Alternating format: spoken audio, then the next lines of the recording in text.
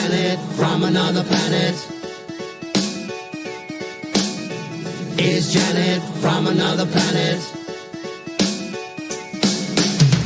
Is Janet from another planet? Is Janet from another planet? Is Janet from another planet? Is Janet from another planet? Is Janet from another planet? Is Janet from another planet? Is Janet from another planet? Is Janet from another planet?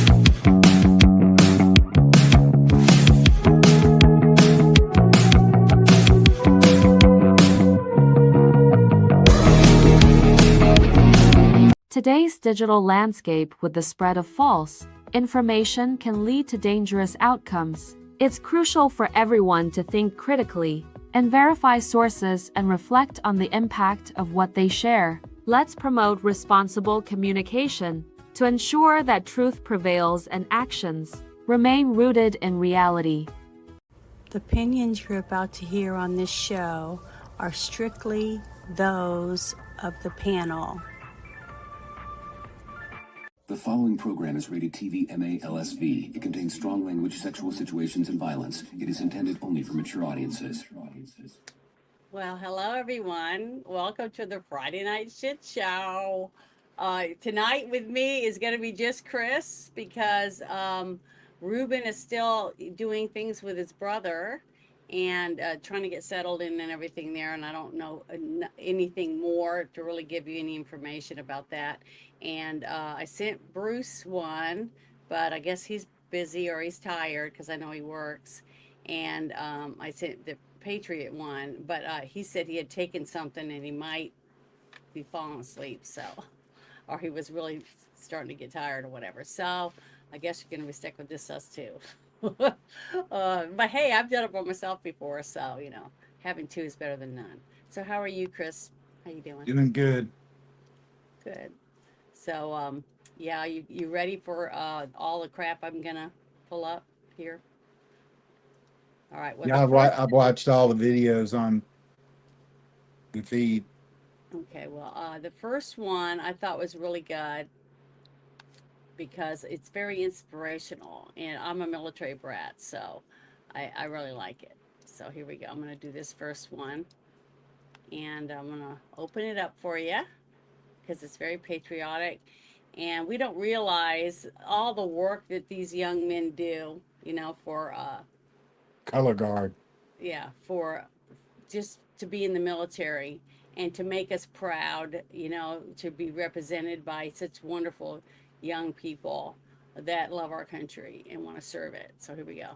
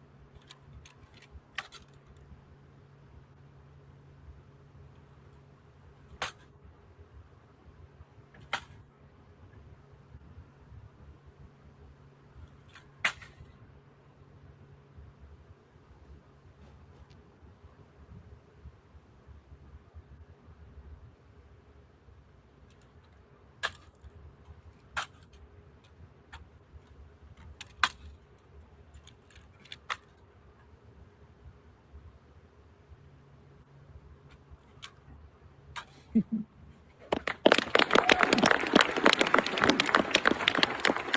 the hours of practice that they go through to prepare for that. But this was supposedly before they were getting ready for a parade. And this is they said in Washington for their evening parade.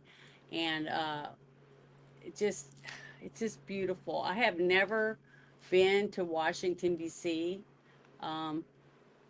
I would like to go one day. I mean, everyone told me it was so, dirty and falling apart. But after Trump's finished working on it, I'm probably going to go visit it.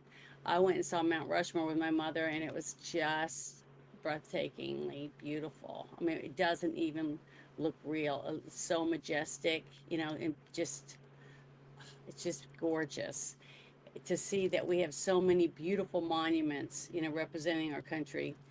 It's just really nice. It's just nice to have that. And I can see why tourists would want to go see stuff like that. The Grand Canyon, or many other things that we've got. But I just wish more people, thought this kind of stuff was nice. So I wanted to share that because I just really liked it. What I And, was thinking about the whole time you were doing that, huh? whenever they train you for that, they make you hold your rifle like this and go, "This is my rifle," and then Yeah. grab your crotch and go, "This is my gun," and grab your rifle and go, "This is for killing. This is for fun." And all I could think about was my drill sergeants doing that. Well, every boot camp has different, people that are doing the training, and they do what they feel is fit. And it's so nice to know that Hegseth is putting more of the old back Old in school, again. yeah. Yeah, which we need because these men might at any moment, or women might be sent to battle, and I want them prepared to have each other's backs. You know what I mean? I don't want them to go there and think, well, I'm just here to get a paycheck or whatever, whatever stupid shit that we had there for a little while. People bad mouthing the military all the time in uniforms. I mean, I got mad when the Dixie Chicks were bad mouthing our country in another country. To me, that's wrong. You shouldn't do that. I mean, I wasn't happy with some of the presidents we've had, but if I'm traveling abroad, I'm not going to go up there and say, "Oh, fuck him, he's this or the other." I'd never do that. I would never disrespect my military or any of that stuff. And it's a shame that we got people that won't even put their hand over the heart for the Pledge of Allegiance. Look at me. I got a freaking flag on my desk. I don't know. And I got my flag at half staff out in front of my house right now for Dolly Parton dying. Because Trump did it, for Dolly Parton. So I did it. But, not everybody's I'm you know, totally with Nancy Mace. If you can't pledge allegiance to this country, you have no right whatsoever to try to rule over us. mhm. I mean, what are flags for? They carry their flags like it's all hell to die for, and then want to piss and shit on ours. It's like if that's how you feel, go back to your own country. It's that simple. But I wanted to share this before we get started the other stuff because it's starting off with a bunch of shit. But we played it last night. But a lot of people that didn't get to see it last night, I want to share it because to me, I am shocked that we have a state that's spending our hard-earned tax dollars on this kind of crap. And I'm going to share the stuff in the chat again. Hopefully, somebody will stop this crap because I think this is just horrible that this is going on. Even if it's only in their state, thank God, it's still bad. And I'm sure most of the state doesn't even know about it, because nobody's going to talk about it. I mean, look at all this crap. Anybody that owns property out here should be upset and having to pay property taxes when you can't even get them to clean up the streets or anything. It's just terrible. But here we go. If you thought Los Angeles and California couldn't get any more crazier, watch this. I'd like to propose that Los Angeles consider a pilot program for free hygienic sexual relief clinics, primarily serving the homeless and unhoused. This means equality. It means private sexual relief through masturbation or, where appropriate and consensual, with a partner. all funded by public tax dollars and managed with professional oversight. Yes, you heard that right. Here in Los Angeles, they're considering a pilot program for hygienic sexual relief clinics. This means that homeless would have a location for them to go and masturbate and have sex in. So imagine a location like Skid Row right here. They'd have a place where the homeless can go masturbate and have sex in. Who's going to go clean those places out after a bunch of homeless people have had sex? And who's going to monitor the ages of those individuals that are going in and having sex? We know a lot of minors live out here in Skid Row. It also sounds like this could just be a place for a lot of women to get raped, quite frankly. And of course, this would be all funded by your tax dollars. And in fact, here in California right now, they're even proposing a billionaire tax because here in California, they don't tax people enough apparently. And it has a 29% chance of going through according to Poly Market. So this is just some of the craziness here in Southern California. They literally want to have and are proposing to have government-funded sex locations for the homeless so they can get off and bust a nut and have a masturbation session.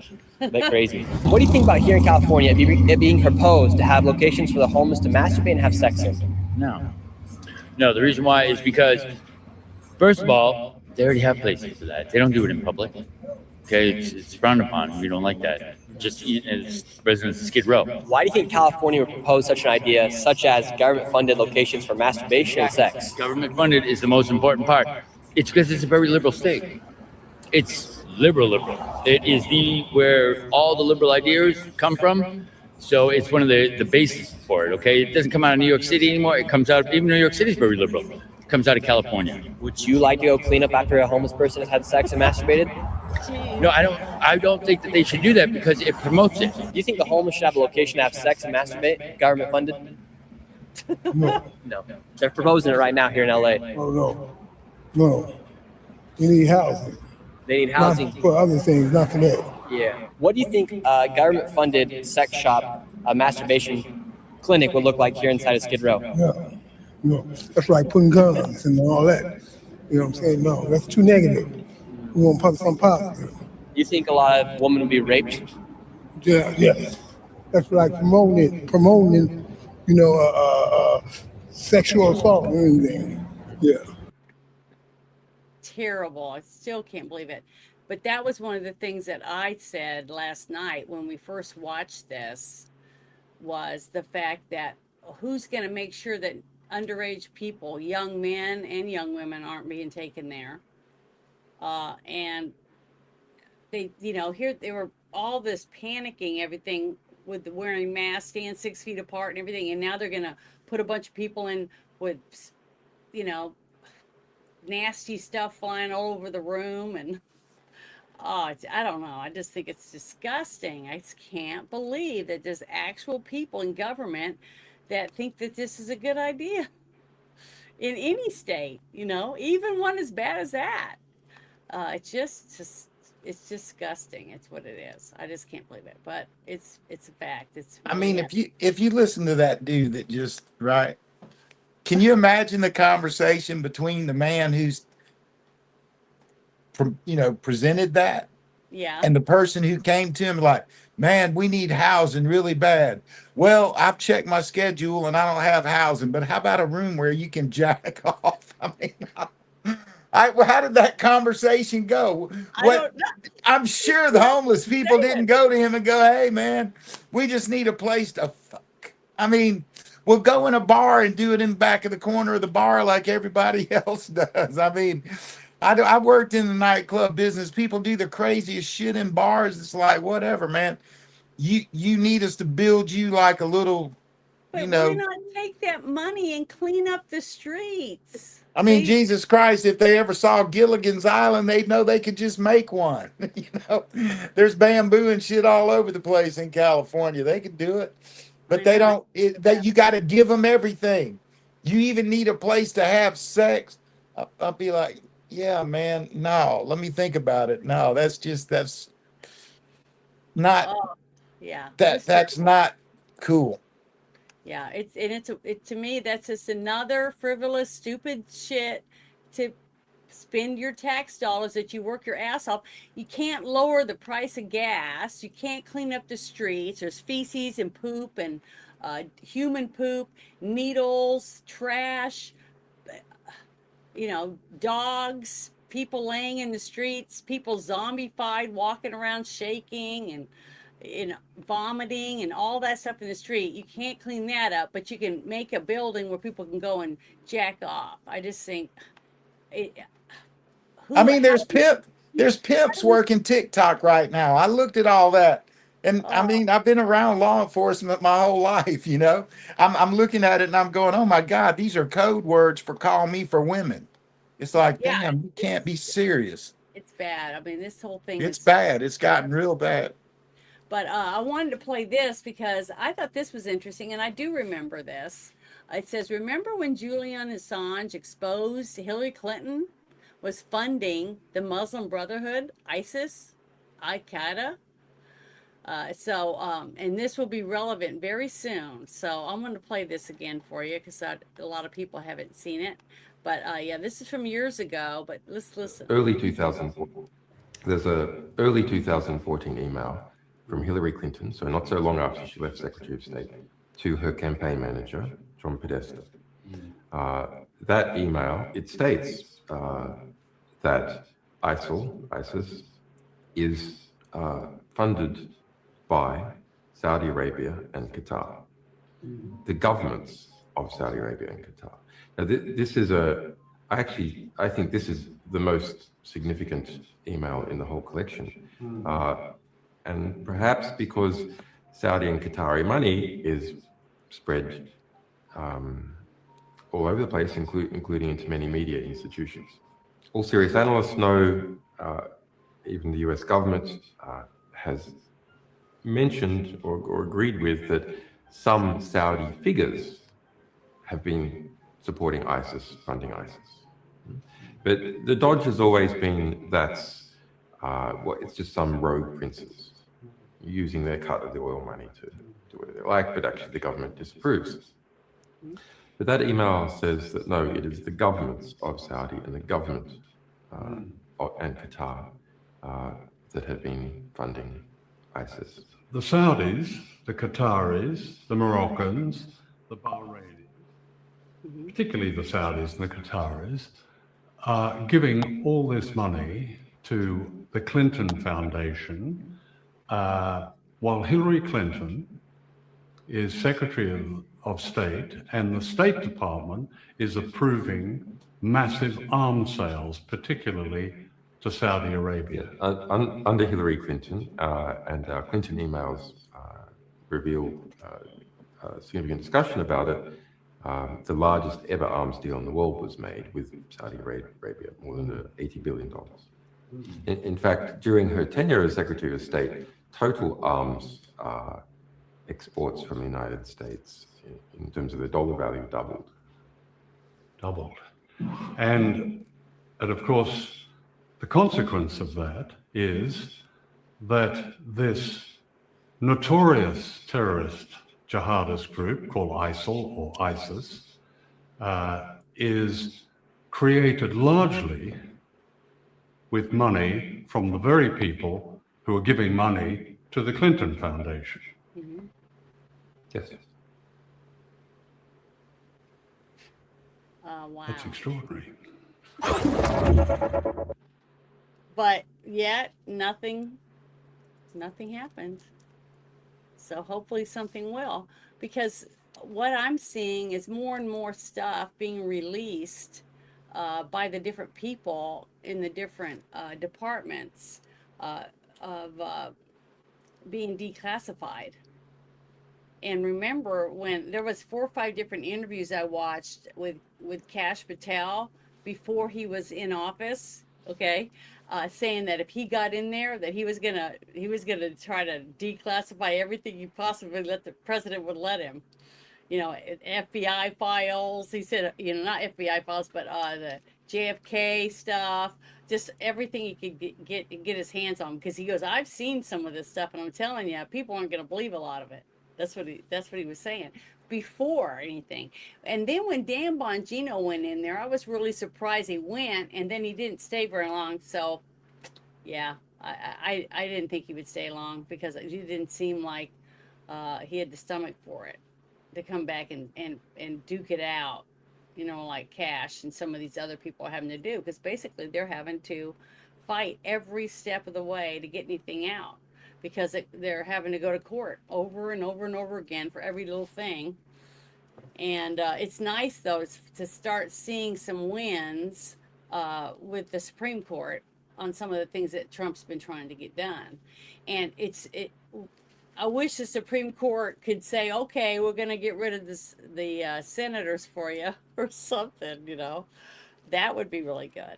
But I wanted to share that because something supposedly is supposed to be coming up with Well, this. I know when we looked into all of that stuff back then, that what we found was that Huma Abedin was in the Muslim Brotherhood, and her brother was one of the leaders of the Muslim Brotherhood.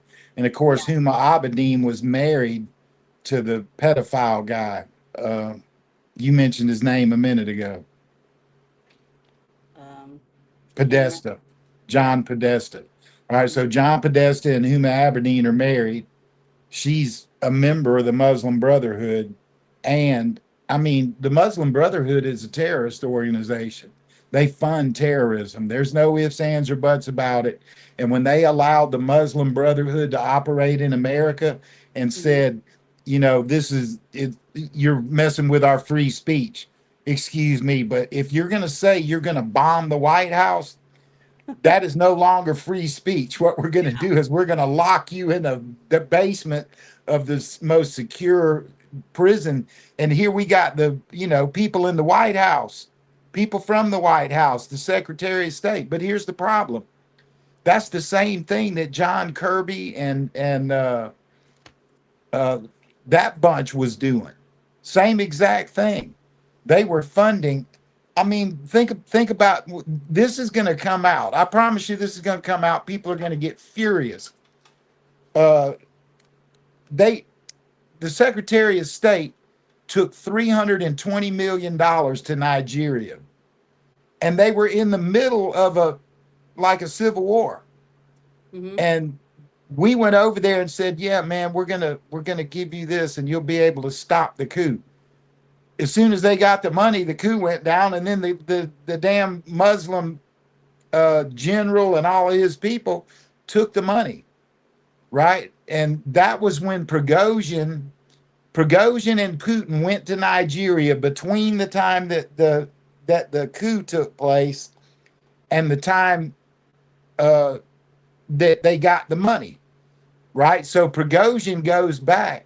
Here's what Russia's problem was, right? The civil war is going on there. They got the shit going on in Ukraine, and all the ports in Ukraine are closed down. And Russia was over the food like wheat and corn and all that kind of stuff that was supposed to go to Africa. And Putin, the people there were starving. And he went there. He's like, look, man, he went to Trump. He went to Biden about it. He's like, look, you got to let this food go to Africa. People are starving. It's getting really bad. So the general does the coup thinking that the president of Nigeria is withholding the money.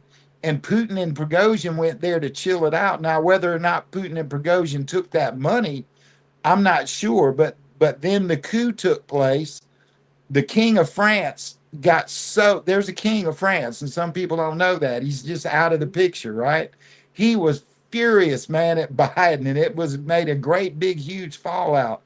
And they really never got their food being shipped to them. I'm not sure how they figured out how to solve that, but that was okay. So the Biden administration was doing it in 2021 and 22, and Hillary was doing it back in 2004. So when you look at all of this and you talk about the Muslim Brotherhood and ISIS, and Obama changed the name from ISIS to ISIL, called them the damn JV, and then openly said right on TV, we're supplying the weapons to ISIL.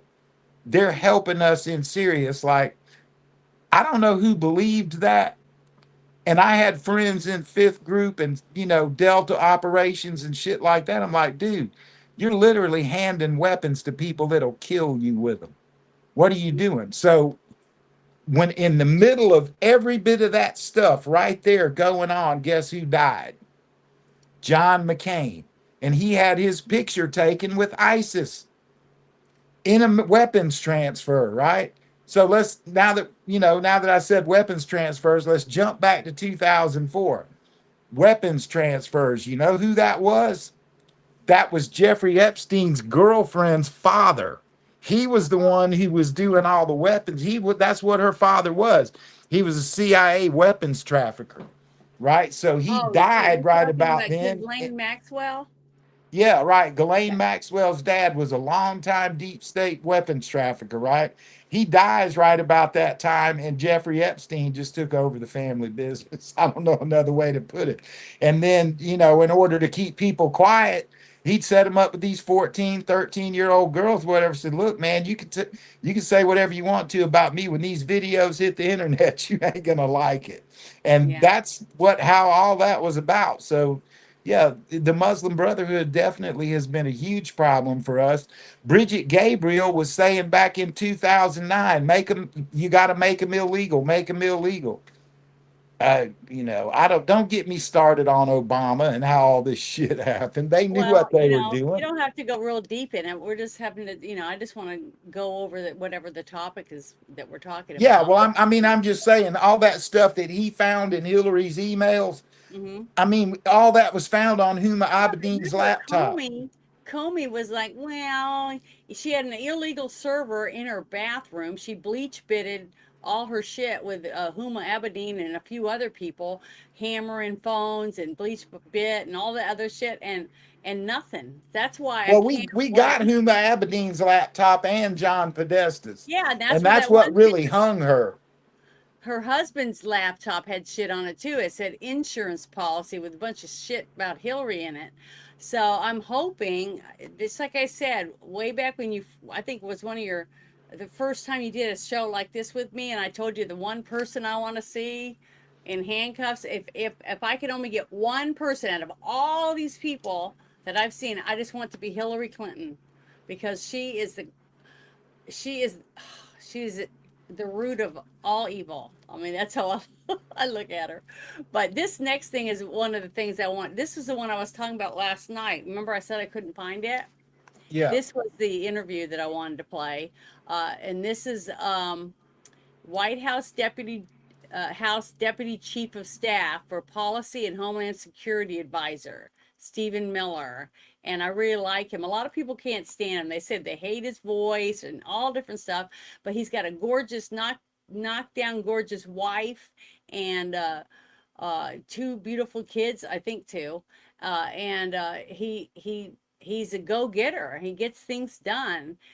So I can see why she, wanted to be with him and whatever else, but he's very successful, and he seems like he cares about what's going on in this country. He wants a better country for his own children and his grandchildren someday. And I think it shows when you see these people and the way that they're, digging down. I mean, they're not giving up, even though him and his family had to go stay on an Air Force base because their family's being threatened, and it's pathetic. But I want to share his interview on this right here. So here we go, about declassifying some stuff. Collusion hoax against President Trump remains the single greatest hoax and the greatest assault on our democracy in the history of this country. There's no comparison. There's no parallel to anything else. It was a coup.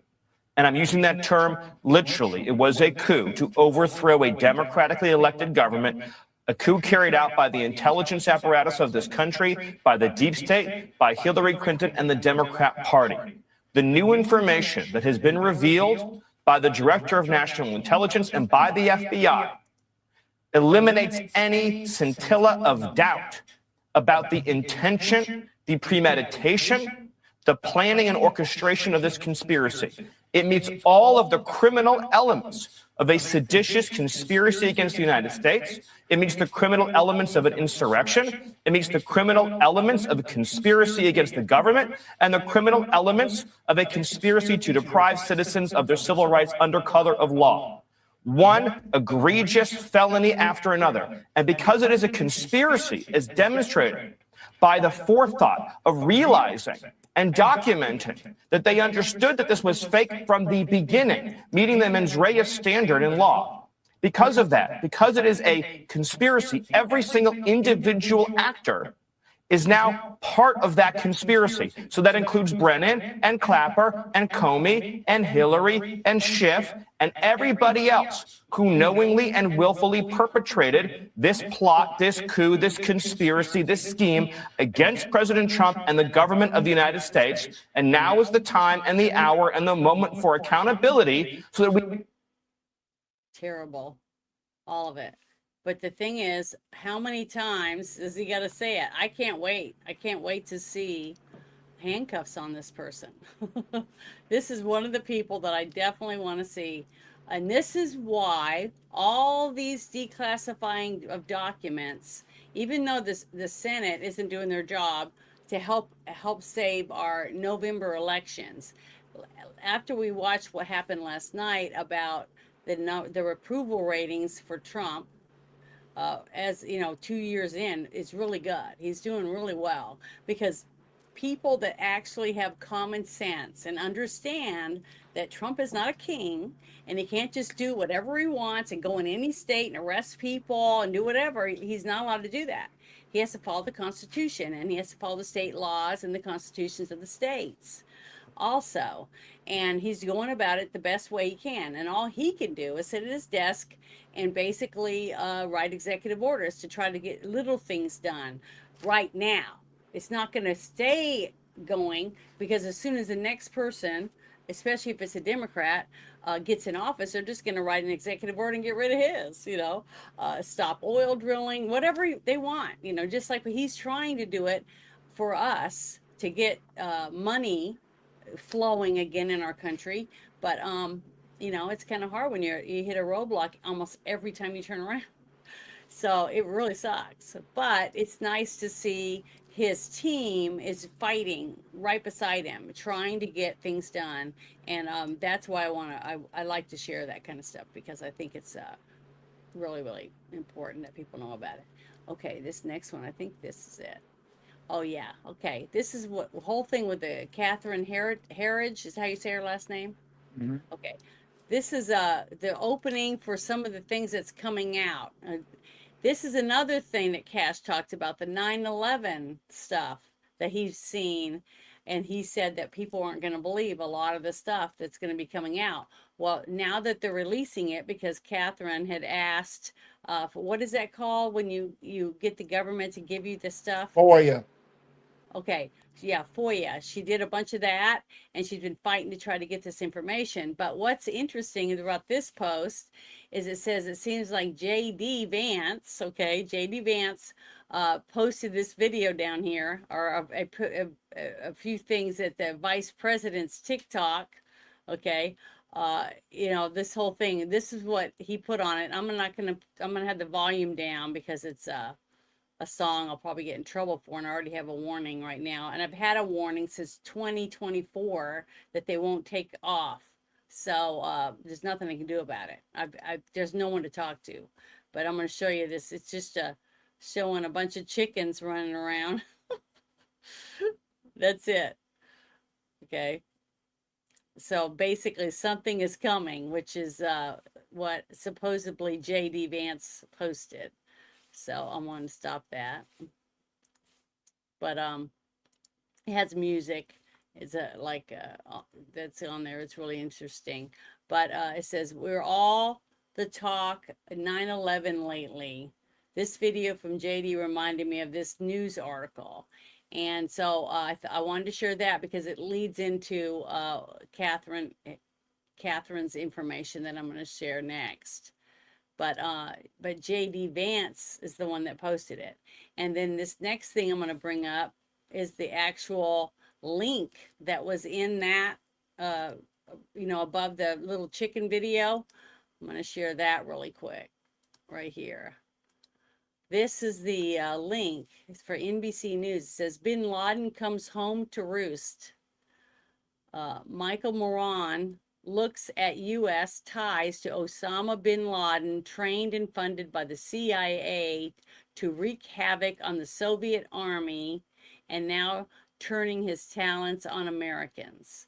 And that's what this whole article is. I'm not going to read the whole thing, but I'm going to share this article in the chat for anyone who wants to go and, you know, take a little time and read it, because I think it's very informative, but it goes along with the thing that I'm about to share. So I got that in there. There it is. It's in the chat, so you guys can go get it, because I do like to put all the links into the chat for people to see. So now I'm going to share. Oops, that's the wrong one. Clicked on the wrong thing. Damn it. Try not to do that, but okay. Here is Catherine's thing that she posted, and I want to share it with everyone, because she's been working really hard to get these documents released and get these videos released and these files and stuff, and they're releasing them. So, but it's been, I don't know how many years since 9/11, September 11th, 2001, they've had this stuff before that, though. I think this was before they even did anything. But here we go. I'm gonna open this up so you guys can listen to it. Here we go. Are any hijackers in this video? There are two hijackers appear in this video. One hijacker can be seen in the kitchen. Bayumi instructs the videographer not to film one side of the room. This caught Evanina's attention. You see, don't film here. And he's motioning. To the left side of the room. So as an investigator, what does that tell you? He wants these people seen in the video for sure, and absolutely nobody on that side of the video. Later, the videographer slips up and captures the other side of the room. So they're having the meal, and then the videographer pulls up at one point and gets the other side of the room by accident. Okay. Oh, look at that. Right? This man is identified in court records as a Saudi government religious official, Mohammed al-Qahtani. What's the significance? Very significant. It's another direct tie to an actual employee of the Saudi government in the welcoming party for two soon-to-be hijackers. That's a big deal. That's information that would have been relevant to the 9/11 Commission. These videos were obtained in the fall of 2001. Those videos should have been provided to the 9/11 Commission. Yeah. So these videos weren't handed over. So somebody was making sure that they weren't handed over. So I don't know who that is, but I'm hoping that by her digging and asking the right questions, a lot of stuff's going to be coming out about 9/11 finally.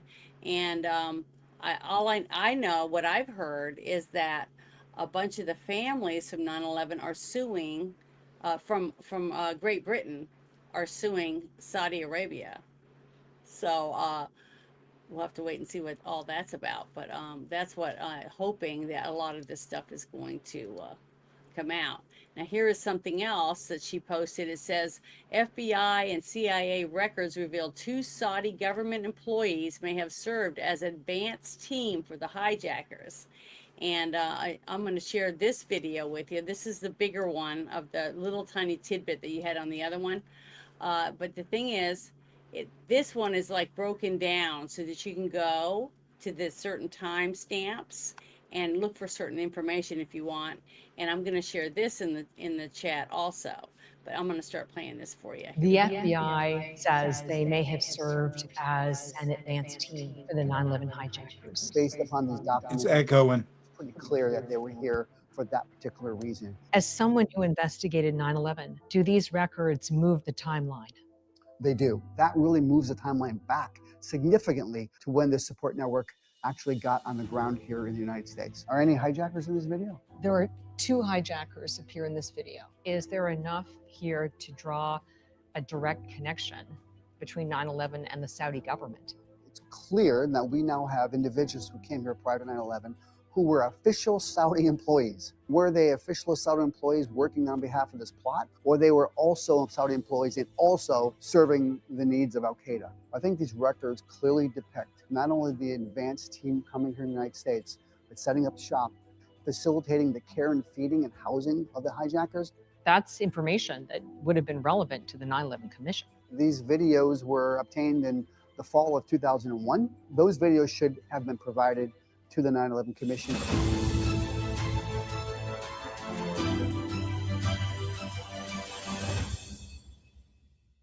As someone who investigated 9/11, do these records move the timeline?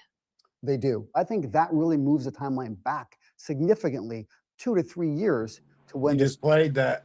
actually got on the ground here in the It United States. started over.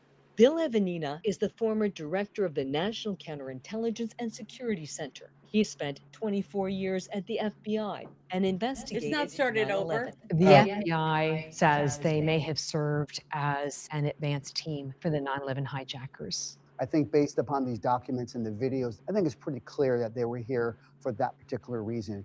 The question would be, at whose behest? Was it from the Saudi government, or were they working for Al Qaeda directly, just happened to be Saudi employees? Filmed 2 years before the 9/11 terrorist attacks, the video shows these Saudi government employees, Mutaib al-Suderi behind the wheel, the other Adil Mohammed al-Sadan, hiding behind a roadmap. Along with a third Saudi, they filmed Washington, D.C. landmarks later identified by al-Qaeda terrorists as potential 9/11 targets. The declassified record states the FBI assesses that the two Saudis may still maintain ties to Al Qaeda. Sounds like the two Saudis had long-standing ties to Al Qaeda.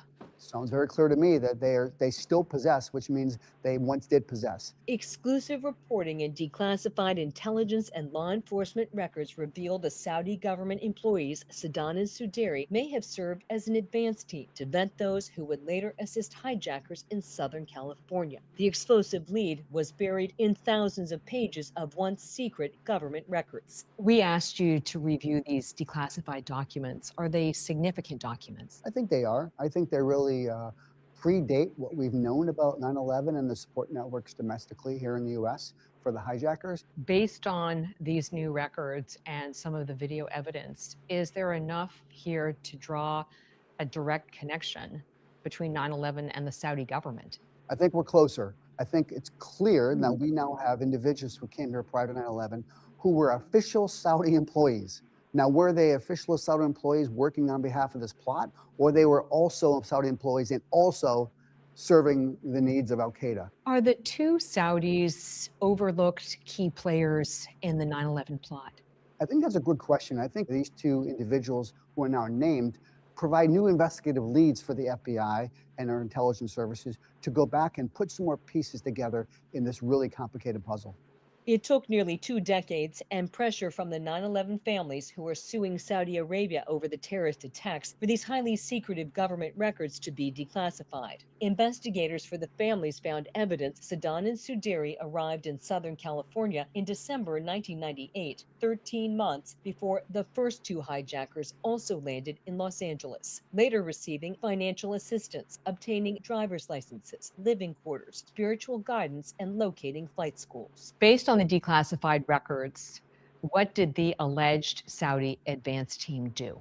I think these records clearly depict not only the advanced team coming here in the United States, but setting up shop, coordinating with imams on the West Coast and on the East Coast, facilitating the care and feeding and housing of the hijackers.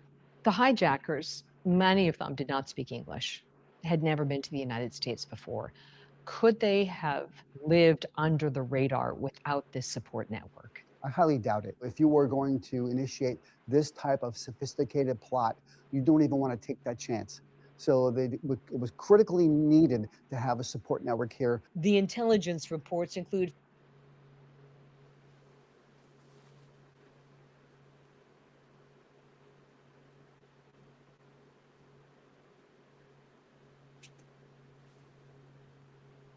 I can't hear you. How to fly commercial planes, that they were being trained to fly commercial planes and stuff. I don't know if that's still true or not, if that was just what they said to give them the right to try to, go over there and bomb them or whatever it was. Because I remember what Bush said. He said that you did this to us and we're going to take you out or whatever it was. Remember all that stuff that he was saying when he was walking around downtown in New York? So I don't know. I'm interested to find it because there's been a lot of conspiracies here and there that they took this building out so they could go into this other building and rob it, So I don't know. But the horrible thing was, I remember watching my mom watching TV, crying because she said she could hear people hitting, hitting the roof because they were leaping out of the building, out of the windows. And she was just bawling her eyes out because I didn't understand what was going on when she was telling me about it. And I go, what are you talking about? She said, hear those thumps? That's what that is. People are leaping from the fire, from the smoke, trying to get out. And I was like, oh, and then my stomach just dropped. And I just remember how I felt when my mom was telling me about that. And because it went right over my head, and I'm sure it did most people. And then to see the firemen coming out covered, with thick powder residue on them. And then to find out years later that lots of them are dying from cancer, lung cancers, and all that stuff from all the stuff they breathed in. And to know that this was a lot of stuff was covered up for whatever reason. If someone attacks our country and it really is someone on the outside attacking us, why wouldn't our government want us to know that we're going to get revenge, that we're going to take people out? See, that was one of the things that I didn't understand, and I still Can we segue right there on get revenge for a little history lesson? Yeah. Let me give you a little history. I've been Okay. doing what I've been doing a really, really long time. A really long time. Okay, so I'm going to tell you some facts that you can look up with Grok if you want to. Okay. And then but I can't give details. Okay, but so generally speaking, from 1983 to 1989, our CIA had an op going on where we were trying to financially destroy Russia. So in Afghanistan at that time, Russia was fighting there. And we were the guys who were doing the dirty shit, like what's going on in Ukraine and Russia right now. Right? So we were the bad guys in that deal. Well, our liaison for that was Osama bin Laden. Now, Osama bin Laden was a Saudi Arabian prince. His wife lived in America till just recently. Trump made her leave. Like during this administration and all this time, one of his wives and some of his children have lived in America. Osama bin Laden now. Right, he's a CIA asset. What you gonna do? So Russia withdrew from Afghanistan and that war ended. But then Saddam Hussein went down and basically just occupied Kuwait.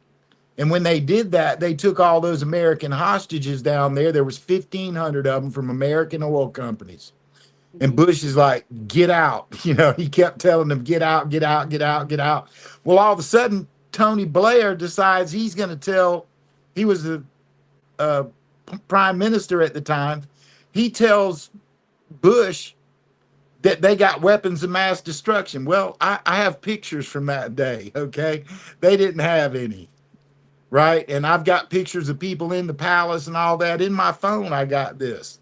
Right now, they did dump sarin gas in the Tigris and Euphrates, both of them, so that men on foot would be poisoned and die.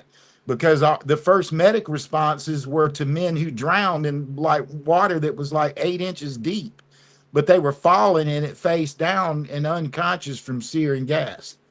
So fast forward to 1992, and Schwarzkopf is there, and all this stuff is going on. It's like, okay, man, this is it. That wasn't shock and awe. Shock and awe was over Afghanistan, but whatever it was, the deep 40, some shit, something about a football game, Hail Mary, something. Anyway, so Schwarzkopf goes in, and they go in the middle of the night, and they got the most elite soldiers in the whole fucking army, right? And there's 500,000 of these guys, and they're the Iranian Guard was the name of them. Now, they were starving. They didn't have water. We found this out after the fact, right after we got on the ground. But I'm telling you, something horrific happened during that, right? So all those oils, they blew up all the oil wells when they were like going back. So we couldn't take the oil. But also there was like a really huge mass casualty event there. And those bodies were dealt with by American forces, and we didn't go by Muslim rules. And that's all the details I'm giving on that. But I'm telling you, there's a lot of black smoke around. Figure out whatever you want to about that. Well, a lot of those guys were mercenaries that were paid by Saddam Hussein to be in the IRGC. And we defiled Islam. We defiled Islam by what happened. And the other problem with that wasn't just all the dead bodies. It was the fact that half of them were carrying their white T-shirts on the end of their guns and begging America to stop. But they did it at night, and they did it with bombs, and it was just too fucking late. Well, right? So we had to clean the mess up. Let me go on just a little more. Okay. All right. So 92 is over. They made the statement. Bush makes the statement, the New World Order statement. He did it when he announced that the Iraq War was over. Yeah. Right. Well, there was some crazy shit in that. So now, 1993, Osama bin Laden, who's mad as hell because we defiled Islam and Muslims with what happened after that battle that killed hundreds of thousands of people. Mm-hmm. And 1993, he sends a U-Haul truck full of bombs into the basement of the World Trade Center. Boom. They had fixed like 3 floors and half the basement. So that gets all put back together and everything's good. And, the world's kind of at peace. We got Bosnia going on, some more Soros bullshit, but nothing in the Middle East. Yeah. So 1998, in February of 98, bin Laden is still swearing he's going to get revenge on America for what happened in that battlefield. And he tries to take down the Trade Center again. But this time they've put these great big iron beams, I-beams across where only cars and pickups could get through there. So it stops right there and blows up, and it blows up a whole bunch of shit up the side and all of this kind of stuff, right? But you got to understand, this was a blood oath. I'm going to fuck America, right? And then on top of it, Bush didn't go kill Saddam Hussein, and GW had an attitude about that. Remember? Daddy, you should have finished the job. Daddy, right? And he wants to go get Saddam Hussein. And once again, somebody has tricked him, right? Who was it? It was Tony Blair. Tony Blair sent him to do that. So that war breaks out. Right now, we got American troops in Afghanistan who have been there since 2001, and they're supposed to just be helping them build buildings and build schools and all that kind of shit, but they can't do it because the Taliban is there. Well, who's running the Taliban in Afghanistan? Osama bin Laden, right? Yeah. So his protection that he got that put him in Pakistan was probably from the CIA. Because he could, if he would have run his mouth. Now I'm going to tell you something. I heard rumors he was going to run his mouth right before he died. So you can take that for whatever it's worth. Okay, I got a Pakistani shot record. People always say that. I mean, I heard after what happened in Nepal, that people were saying that China wanted to get revenge or whatever, so they manipulated the weather. No, that's not. That was a normal thing that happened. Well, I know, I say that, but what I'm saying is you're going to have people that are going to make a conspiracy out of everything. Anyone dies. I don't care who it is. If they're a famous star where they were murdered, they were this, they were that, they were about to screech on so-and-so about being a child molester. I mean, they come up with everything. I mean, there's every angle about every single thing. Well, the reason I did that little history lesson is so you can understand this. What we're dealing with today with the Muslims in America was going on in 1983, right? Yeah. Then you had CARE and the Muslim Brotherhood and Muslims for public education and all this other shit. It's like, what? No, you came to America, man. If you don't like our public education, just go fucking back home, right? One But thing. I spelled out the history for you and the decisions made by these world leaders who have us where we are. I mean, you got to give Trump credit. He basically said, stop the war in Iran. He goes, that's all right, man. You don't want to play in the neighborhood and be nice? Then you ain't going to be in the neighborhood. And then he went up there to fucking North Korea and talked to Kim Jong-un, and he goes, hey, man, why do y'all do all this shit threatening each other, whatever? So, well, yeah, it's them, it's it. And he tells South Korea, hey, don't do that anymore, right? He's literally The only changing thing, sides and changing the world right now. He just sort of co-signed with Putin against all of Europe. Now, no one's talking about that shit, but you watch me. That's what the news is this week.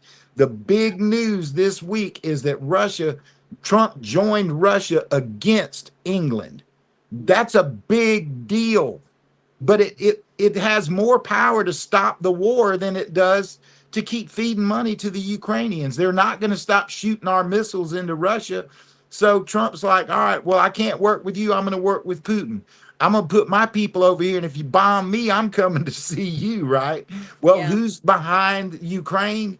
The UK. So I'm just giving you the military breakdown of how we got to where we are today and who did what and the lies and all this other stuff. It's all connected. Trust me, it's all connected. All the way back to 83 when you know what happened in 83? That's when they drove that damn car full of bombs into Beirut and killed 240 of our finest Marines. That happened in 83. So all of that was tied together. I've been waiting for something really bad to happen ever since we flew off and left all those weapons there for them to just have.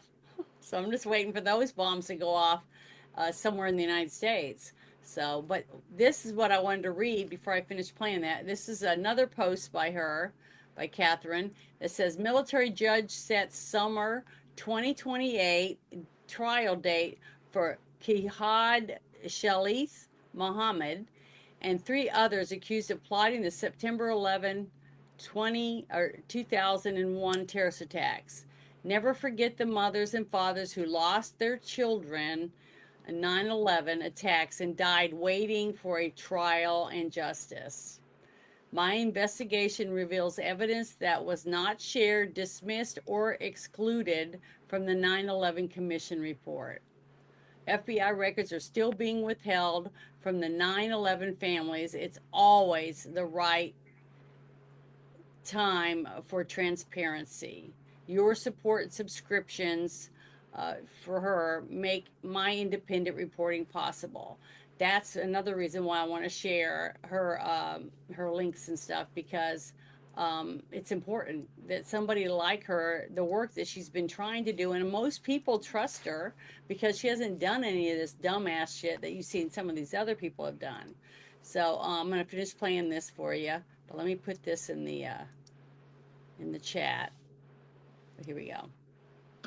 Phone and financial analysis, interviews, and travel patterns, concluding Sadan and Your Sudari mic. lived at the same address in San Diego where the hijackers would later stay. Other common links include Fahad al-Thumeri, a well-known figure at the King Fahd Mosque in Los Angeles, reputed to be an Islamic fundamentalist. American cleric Anwar al-Awlaki. He became a major al-Qaeda leader after 9/11 and was killed in a CIA drone strike. As well as this Saudi, the FBI said there's a 50-50 chance he had advanced knowledge of 9/11. Omar al-Bayoumi, what was his role? I think he was clearly the fixer, the facilitator, the leader of this potential surveillance cell. And I think the 2 Saudis came here to vet him. After helping Sadan and Sudari in Southern California, Bayoumi sent letters to Saudi government officials. Bayoumi said of the men, there is complete cooperation and advanced coordination. What does that tell you? I think they are exactly what they say they are. I think they send those messages back to the leaders who need to know that the facilitation of the support network in California is strong and it's workable, and there's coordination of the key people that need to make this work. Bayoumi was arrested about 10 days after 9/11 in Birmingham, England. His records and videos were seized, including a February 2000 welcome party for 2 hijackers in San Diego. Some of the most compelling evidence that challenges the official 9/11 narrative was shared by British authorities with the 9/11 families, not by the U.S. government. Are any hijackers in this video? There are 2 hijackers appear in this video. One hijacker can be seen in the kitchen. Bayoumi instructs the videographer not to film one side of the room. This is the part that we've already seen, so I'm going to go ahead and don't pause that, because we watched the first part of it. You know, the ending part at the beginning. But I just wanted everybody to see uh, what she's been working on and why she's been working on it. Because they're suing, okay, not our country, but Europe is suing Saudi Arabia because of for the families of from 9/11. So I hope that they win. I don't know how they must have a lot of dirt on the country or the government at that time from Saudi Arabia to be able to sue them because I don't know what they've got on them, but I hope something good comes out of it and somebody gets some kind of justice because the whole thing was terrible. I mean, I didn't lose anyone. I didn't know anyone personally that was affected by it, but I'm proud of her. I think she's doing a really good job, and she's a really good reporter. But let's see, what was this next one I wanted to open up? Yeah, I mean, if I think all that they can find out now is why they did it, and I just explained why they did it. Right in '98, when they had the second failed uh, attack on the World Trade Center, here's what's so weird about it, man. And I'm gonna tell you, this is like really weird. Obama at that time was like trying to get into politics, right? It was right before he broke in. He takes this trip, it was 1998, and he takes a trip to Afghanistan. And there's a squad in Delta, and they're like, we located bin Laden. So this is like a direct to the White House transmission. Nobody even knows anybody's there, none of that, right? Yeah. And so he says, give me an account of who's there. That's what Clinton wants. So we give this account, and there was an American there. Fill in the blanks. Clinton said, stand down and just go out, leave. You can't do it while he's there. I'm like, why the fuck does that matter? Well, during that stay, when they were there, bin Laden did something he doesn't always do, and he went to stay at a hotel where Obama was. Did I say that? Where this American was. Yeah. And we were watching. Okay, he was called Renegade then. This American, that guy that I accidentally said his fake name. He had this little game on his laptop called Flight Commander. He got off on like synthetic flying, whatever you call that shit, virtual flying. And in that game, if you made a mistake and flew your jet into a building, the building would come down.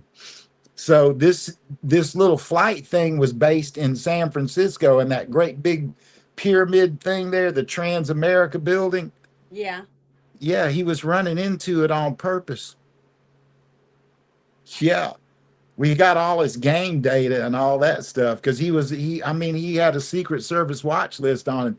Reagan put it on him right before he left office in '88 because of all the shit he was saying around Harvard about how he was going to overthrow America and black people didn't get treated good. I mean, he was a loose cannon.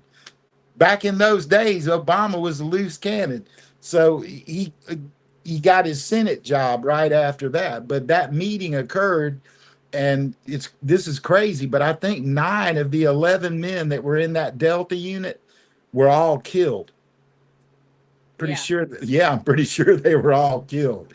So that there was a way that he saw the idea, right? I don't know if it came from that game, if he was with him when he was playing it, what the deal was, but we knew that was going on.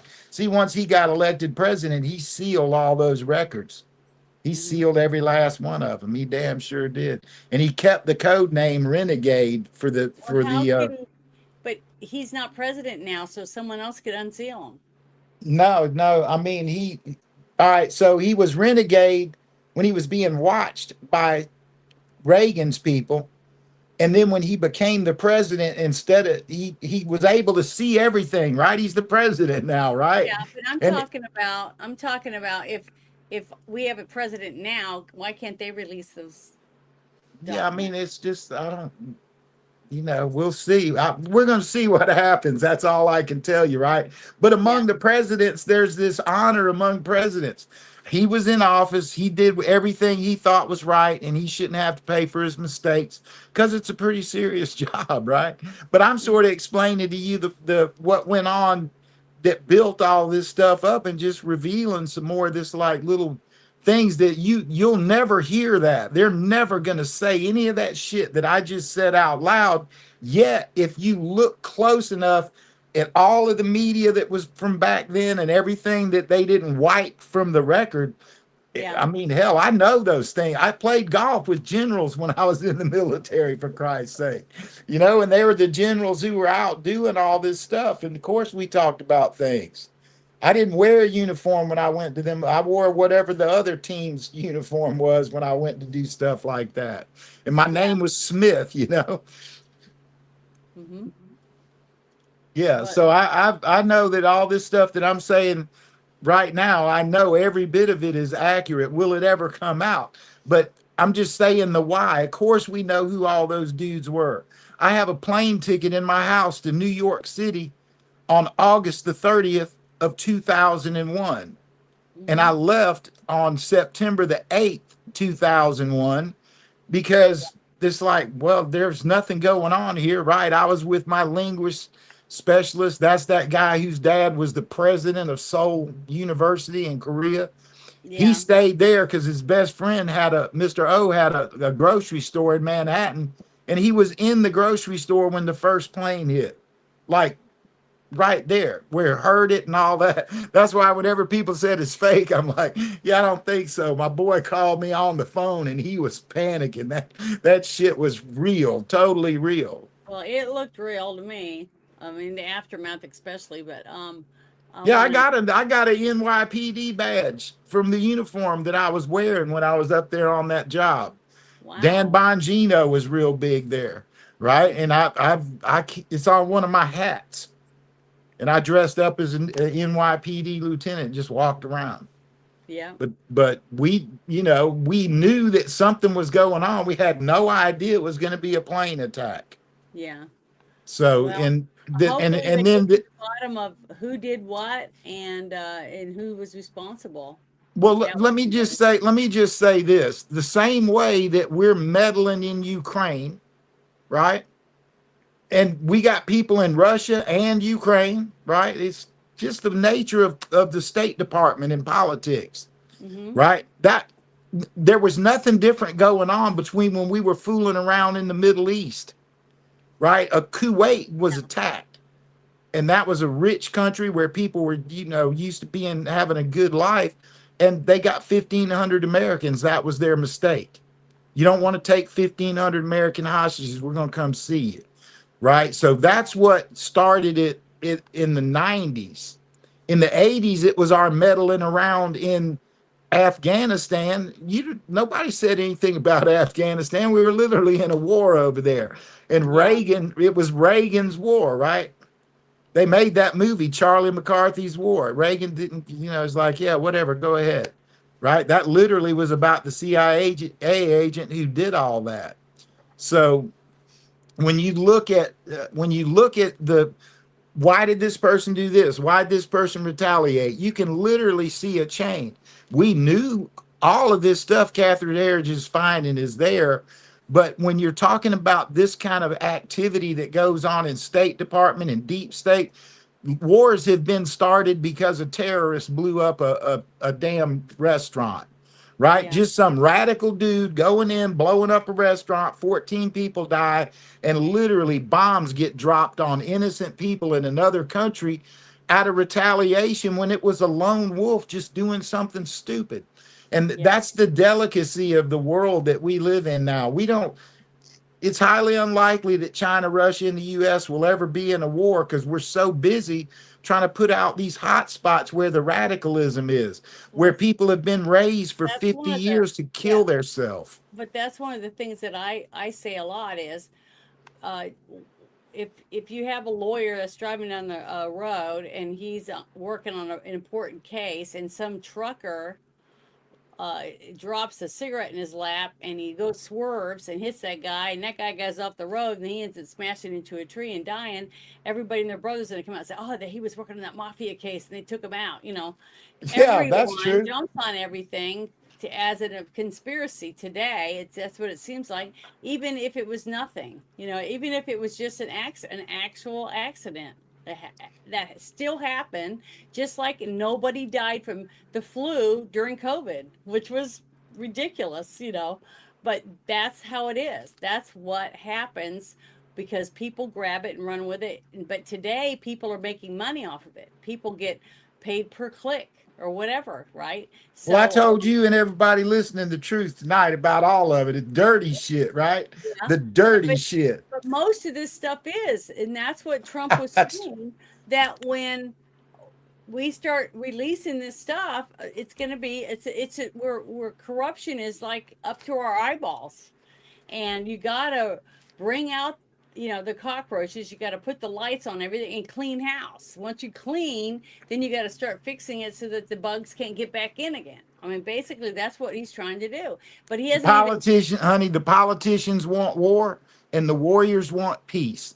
And that I've been living in that circle for damn near 50 years. And I'm telling you, I We don't see that finally, ever changing. yeah, but we finally have a president that wants to Peace. clean house. Yeah. So I have to Trump tell you, wants Mr. President, peace. I wanted to play this because this is Glenn Beck, and he's talking to the president on the phone, basically, about the beef, the beef stuff.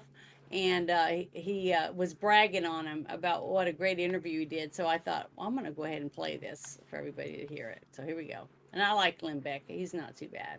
I have to tell you, Mr. President, I didn't plan on talking about this, and we can get into it at a later date, but please, Your please, mic. when it comes to beef, please look at the cartel that is the meat processing cartel. I mean, that is, I run a ranch, so I know what it's like. And I'm telling you, it is the processing plants. There's 4 of them, and I think 2 of them are not even American. It's bad.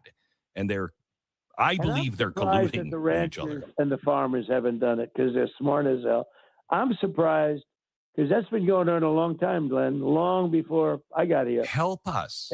Help us. It's so we can't butcher with all of the federal regulations. It is really hard.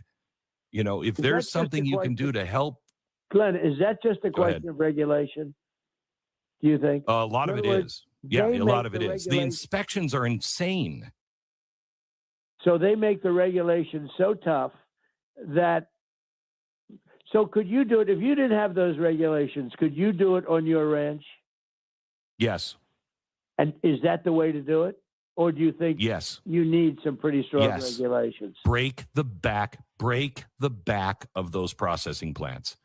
There's people that want to build processing plants everywhere. The regulations are killing us, just killing us. So you're saying with less regulation, you think that the ranchers and farmers would do a very good job of processing the beef?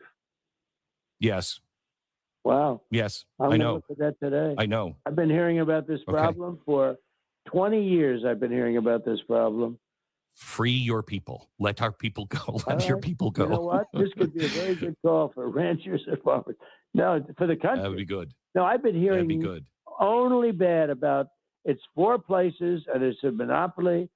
It is. And who's controlling this would break their back. Who's controlling those regulations? Department of Agriculture? Yes, an FDA. And the FDA. Or US, or is it USDA? I can't remember which one, but it's USDA. It's the federal regulation. It's all the inspections.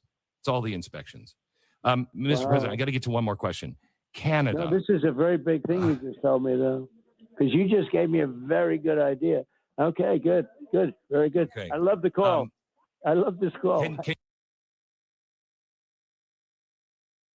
Your mic. Darn it, I hate this thing. This just really sucks. I wish there was a way I could fix it. But I wanted to share that because I have a lot of friends that are ranchers on spaces. And I go to a lot of spaces that have the ranchers talking about working on trying to come together, the small ranchers, to be able to compete with these few, just a couple ones that control everything, and they're the ones that are bringing in meat from other countries and grinding it up and cutting it up and putting it in with their stuff. See what I mean? So and because they're so huge, it's hard for the smaller ranchers to be able to compete. But see, I'm lucky. I live somewhere where if I wanted to go down the road to a butcher that actually has beef from local cows and pigs and stuff like that, and you can even go to a couple butchers here where you can take your deer and have it processed there, and they wrap it and cut it all up, get it all ready for you. And you know where your meat's coming from. See what I mean? It doesn't have stuff in it that you don't want to add to your plate. So we need more of that. And that's why I was glad to play this, because you could hear in Trump's voice, like, really? Like, he's shocked because somebody's not telling him something. And I thought that our new agriculture secretary or whatever was supposed to be really good. If this is still a problem, that means he's not listening to the people either. I think it's a she. Oh, it's a she. I thought it was Yeah, a man. I think USDA is a woman. So I don't know. Maybe Interior. I don't know. One. I think it. I'm pretty sure the woman over that it's a woman. Yeah. Okay, well, I don't know. I can't remember, but the thing is, they need to be listening to the people and the actual smaller ranchers, not just the few that run everything, because that's when it gets bad. When you have 25 grocery stores in your town, right? You know, all mom and pop, you know, just spread out in your town, in your surrounding area.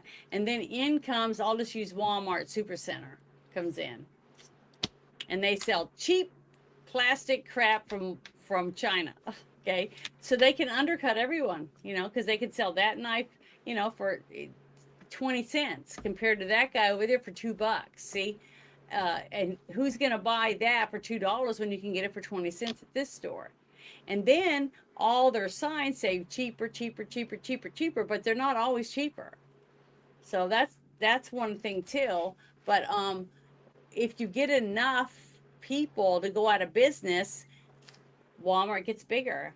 See what I mean? And then they don't even have cashiers anymore. You are the cashier. So you're paying for your own bags to be filled by you, but it's already added into the prices of the food.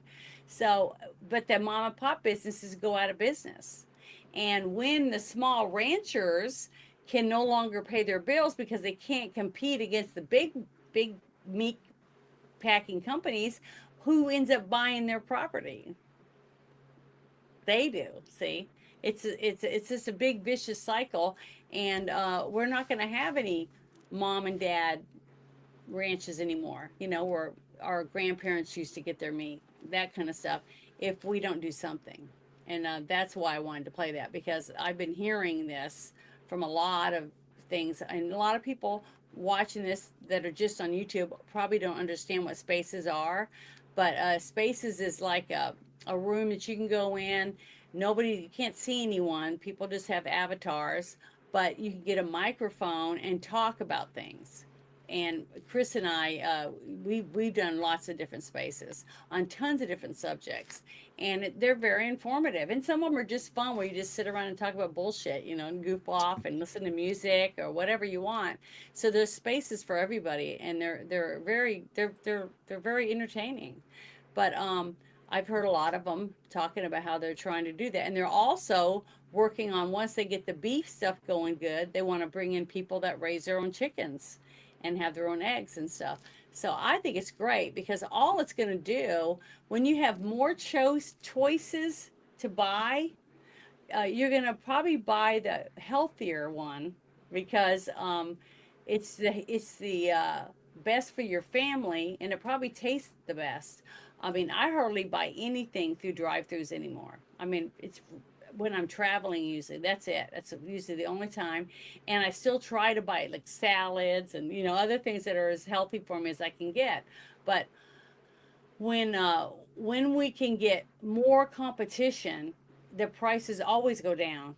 It's when you have one group that comes in, like right now with Google, being able to push Parlor off the side of the road, they won. because they didn't like Parlor. They didn't like the people that were going to Parlor, and that Parlor was growing so quickly, getting so big, but Parlor didn't have their own server. So Google and Twitter and I don't know what the other company was, all ganged up on them and got rid of them. And that's what happens when you get companies in there that are just too big. They're just too big and they have too much power. And that's what you're seeing right now with those 4 companies that Glenn Beck was talking about. Because Glenn Beck just wants to have good beef. Who doesn't? It's nothing like getting a nice medium rare steak that almost melts in your mouth and you can cut it with a butter knife. I mean, it's just good. It tastes good and everyone wants it. But why make it to where only certain people can afford to buy one? You're forcing people to have to go to the cheaper meat, which is more likely coming from another country that starts with the letter C, and who knows what's in it. You know, you don't know what's in it, and you don't know what they've jabbed in there. And I doubt that the people that are in charge, and we've been in charge for a little while, are testing every single piece of meat that comes, over our border either. So I just like to know what I'm eating, and I think most people do. But My that one, my mom's my grandmother's father was a grocer, and he had a farm over in Beach Island, and he when I was young, like 13, 14, which would have been mid 70s, that's when the USD made it where the family had to shut down a grocery store that had been open 100 years because they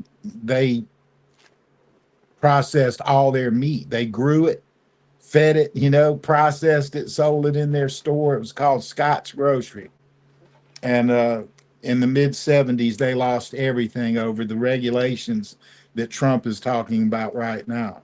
yeah. And basically they were ordered. I think Linwood, who was my grandmother's brother, no, my mom's cousin, Mm-hmm. he was he said Australia was shipping all the beef back then really cheap. They would get it, process it, put it in those freezer cars and let it air dry coming over and ship it out from California. I think like McDonald's pretty much bought their whole meat processing out, and all of every McDonald's hamburger you ate for 30 years came right out of Australia, and they made them there, and frozen patties or whatever. I learned all that. My internship when I got my business degree was in Wendy's management, and I learned a lot about the fast food. I only did it, I think, for about So have you seen 15 that months. movie, Hamburger the movie? No. Okay, because that's what the movie's about. It's about a guy who is told that he's going to lose his inheritance, okay, if he doesn't go to a school or college or get a trade, get some kind of job. So he ends up going to a hamburger college to learn how to work in a fast food restaurant. It's so funny. It's stupid. It's really stupid. Wendy's had one of them up in So Atlanta. Yeah, they had one in that's Atlanta. basically, you can kind of tell, but it's got something Dick Buckus or whatever in it. It's got a Oh, few I other. think I did see that. It's really funny. It's got a lot of sex because there's this one scene. I just love it. It's so freaking funny. You can fast forward through it. The Dick Buckis's wife is like really hot. I mean, she is tall. She's got huge breasts. Her hair's cut short, and she's blonde, and she's dark tanned, and she goes to this one restaurant. She's sitting at this table, and it's like a booth. One of those rounder tables in a booth where there was these 2 guys, college guys that were there, and they see that that one guy's coming, so they hide under the table, right? Well, that's right at the table that they all sit down at, and they sit. That hot, good-looking wife of that one guy that they're hiding from sits down, and you see the 2 guys under the table talking to each other, and then one looks at the other, and goes, "She's not wearing any underwear," or whatever, and then all of a sudden you hear him say, "I'm going in," like that, and all of a sudden you see her go, and you see her, like, oh, Lena back in her chair or something. It's just so stupid, but funny as shit. It's a funny movie. So if you haven't seen Hamburger the movie, because that popped in my head because what you said, because that's exactly what it's about. It's just really dumb. People going to school to learn to make fries and hamburgers and to run a business, and it's just really funny. But I just wanted to put that. Oh, there's Mark. Hi, Mark. Thank you for joining us this evening. But we were just talking about a movie review that I did earlier last year, and it was really funny. But I just wanted to share this good news with everyone if you hadn't seen it. It says Antifa leak sites go dark after the State Department's terror designation of Tech Collective. So a bunch of these sites where these Antifa people used to get on there and rant and set up stuff about going and doing protesting and stuff has went dark. They're not up anymore because the funding, anyone caught funding any of these organizations. And well, thank you for saying hi. I really appreciate you. And I hope you have a great evening. And you're having a nice, relaxing weekend coming ahead, I hope. But I just thought this was really good. And it's good news. So there is good things happening. It's just that you're not going to see it broadcasted, on the news because, they don't want you to know that this kind of stuff's happening. So, oh, hi, Bruce. Bruce is here. Hello, Bruce. How are you? Hey, Bruce. Hey, if the fucking weather's over and I can have my internet and power stable, I'll be here. And if not, Yeah, well, I bye. saw your deal. It's like bright red, right where you're at. Yeah, So, yeah. is it real windy and nasty? Like you might be able to get hail and tornadoes, or straight line wind? Actually, it lasted an hour, Mhm. and now it's just wind. Well, that's good. Tomorrow I'll But you go needed hunt the down. rain, didn't you? Say again. You needed the rain, didn't you?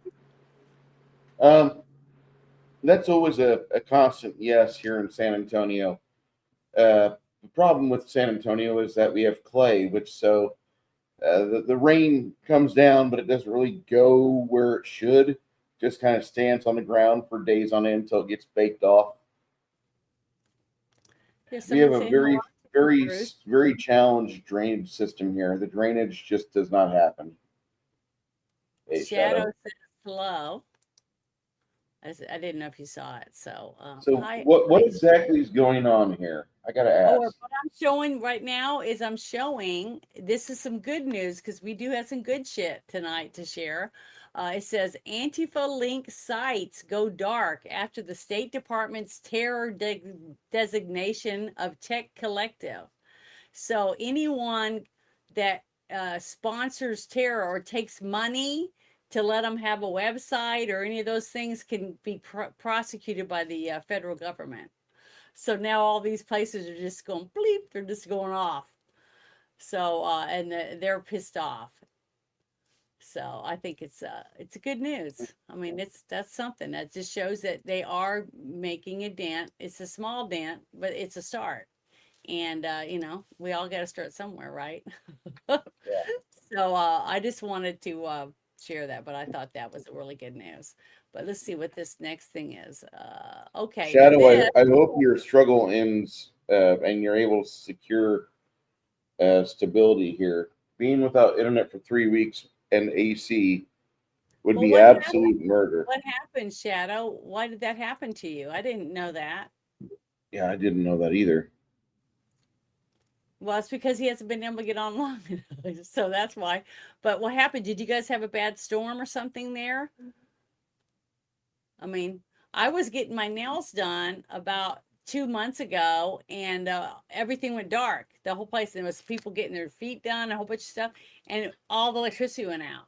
So they had to finish. They brought lamps and stuff in, but it was just a car accident that hit a pole and took the power out. So you just never know what's going to happen. But I wanted to share this next thing. It's some more good news that I thought you guys might not know about. Just little things, but I really liking Marco Rubio. I think he's been doing a very good job It says here, Marco Rubio has just revoked the visa of an Iraqi national on FBI's terror watch list who was given the International Woman of Courage Award by the Biden administration. So basically, she got booted. Right here, this lady right here. Taif Sami Mohammed Al Shakli or something like that. That's how you pronounce her name. But guess what I did, Bruce, before we started? You had bacon? No, I had bacon this morning and it was delicious. But before we started, I made Chris watch the Team America World Police official trailer because he'd never seen it. Because I told him that I had you put it on the list because I really want to watch and do a review on that movie. So he'd never seen it. He didn't really make much noise, so I just think he was kind of going, "What the hell is this shit?" So I don't know, but I think it's going to be funny as hell. I can't wait to review that because it's going to be fun. I'm gonna watch it. I mean, damn, you could cut me a break. I know, but I'm just saying you didn't really say anything, but it's got Kim Jong-un and he's singing, like I'm so lonely, oh so lonely. It's just the whole thing is just hilarious. It's just funny, really funny. I don't know how they got away with being able to get that out the theaters. 2004. Yeah, it was hilarious. I guess you're right. Of when it came out, that's why. But it was really good. I mean, But this was, I believe that movie came out before the crappy Green Day album, American Idiot. And that was what let the media and politicians and news go, oh, thank God, patriotism's over. And then since then, we've had nothing but communist faggotry all over the internet and news. And, if they have a chance to promote faggotry, they promote faggotry. What? Go ahead. Communist stuff has been on the internet since the internet started. I mean, there's going to be something. Well, yeah, there is, but they had to put on a facade after we got hit by a bunch of fucking Saudi Arabians, and we went to war with Iraq and Afghanistan, which I'm still not sure how that happened. But anyway, I just played a bunch of stuff that Catherine Heritage is putting out, stuff that was never released. And we played a couple videos and some stuff about what led up to it, people that were involved. But here's some more good shit that I wanted to share. It says, after almost 12 hours, the FBI agents are still digging through and extracting records from the Fulton County, Georgia election center. So this was, earlier, but I want to share this real quick because I think this is great. FBI agents are going through materials found today during a search of the Fulton County, Georgia election office. That search is said to be related to the 2020 election. Correspondent David Spunt has details tonight. Good evening, David. Brett, good evening. FBI agents are still on site at the records warehouse for the Fulton County, Georgia Board of Elections. The matter is sealed before a court, meaning details are limited, but we can report this is related to the 2020 presidential election. Sources tell Fox News that agents retrieved documents, phones, and computers after a judge signed a warrant. President Trump has long made Georgia, and specifically Fulton County, a target of his complaints relating to the 2020 election. Shortly after that election, Trump spoke to Georgia's Secretary of State, Brad Raffensperger, and said he needed 11,780 votes to win the state. At the time, Raffensperger said he felt pressure from Trump and denied any widespread election fraud. He continues to deny it to this day. Now, Fulton County District Attorney Fani Willis brought state criminal charges against then former President Trump and others in 2023 for conspiracy to overturn the election. But her prosecution, Brett, was eventually derailed completely after it was revealed she had an intimate relationship with the top prosecutor on her team, and it could have tainted the case. Late last year, a judge dismissed the case in its entirety. Now, Brett, last month, the Justice Department sued Fulton County, Georgia, seeking access to 2020 voting records after state officials allegedly failed to respond to a subpoena. Fox News has learned the head of the FBI's Atlanta field office was recently forced out in recent days, but it's unclear, Brett, if this is all related. Huh. I wonder if it's all related. I meant what I think it is related. I think all of it's connected. I remember watching videos of people outside that building because it looks very familiar, and they had uh, giant paper shredders, and they were shooting ballots or whatever they were shredding into a back of one of those big semi trucks. So that might be one reason why they haven't turned things over, is because they already shredded it all. They I got got rid of it as fast as they could. I got a friend up there that's a defense attorney in Fulton County Court, Hmm. and she is a bulldog. Every piece of dirt she can put on she puts it on. She Good. yeah, she's doing the job. I every time I turn around, there's something new. So she's really up there doing it to it. But here's another raid that I want to share really quick. It has nothing to do with ballots, but the other wonderful thing that I love is Damn it! seeing I people. gotta. Sorry, what? What is it? What's going on? I have to drop back out and come back in. I'll Okay, be I'm right sorry. back. But this has nothing to do with voting, okay? But this is it says video has been released of the FBI raiding the home of Los Angeles school superintendent Alberto Carvalho. Okay, I gotta let him back in. I'm trying to read the other deal. Hold on. Okay, let me go back over here. A search warrant is being executed on both his home and the LA schools. And it says the district has recently misplaced 76 million in taxpayer funds, falsified student attendance records, and more. And then it says Carvejo was once an illegal alien, and he's been allowing kids out of school to take over the streets at anti-ICE events. So they sent people in to raid them, which is great because I think Breaking I'm today, loving federal all of this agents stuff. raided the Los Angeles Unified School District headquarters and the home of Superintendent Alberto Carvalho. The FBI confirming that it executed search warrants, but withholding any further detail. The superintendent has recently made headlines for fighting with federal officials over immigration enforcement efforts in his district. Amber? Okay, John. I think it's great. I mean, I'm just trying to. I told you guys I was gonna try to find some good shit once in a while. A little here, a little there, because we're getting, it gets too depressing when you have nothing good happening. But there is lots of good stuff happening. It may not be in my state or in Texas or whatever, but I'm going to try to grab different things when I can find it.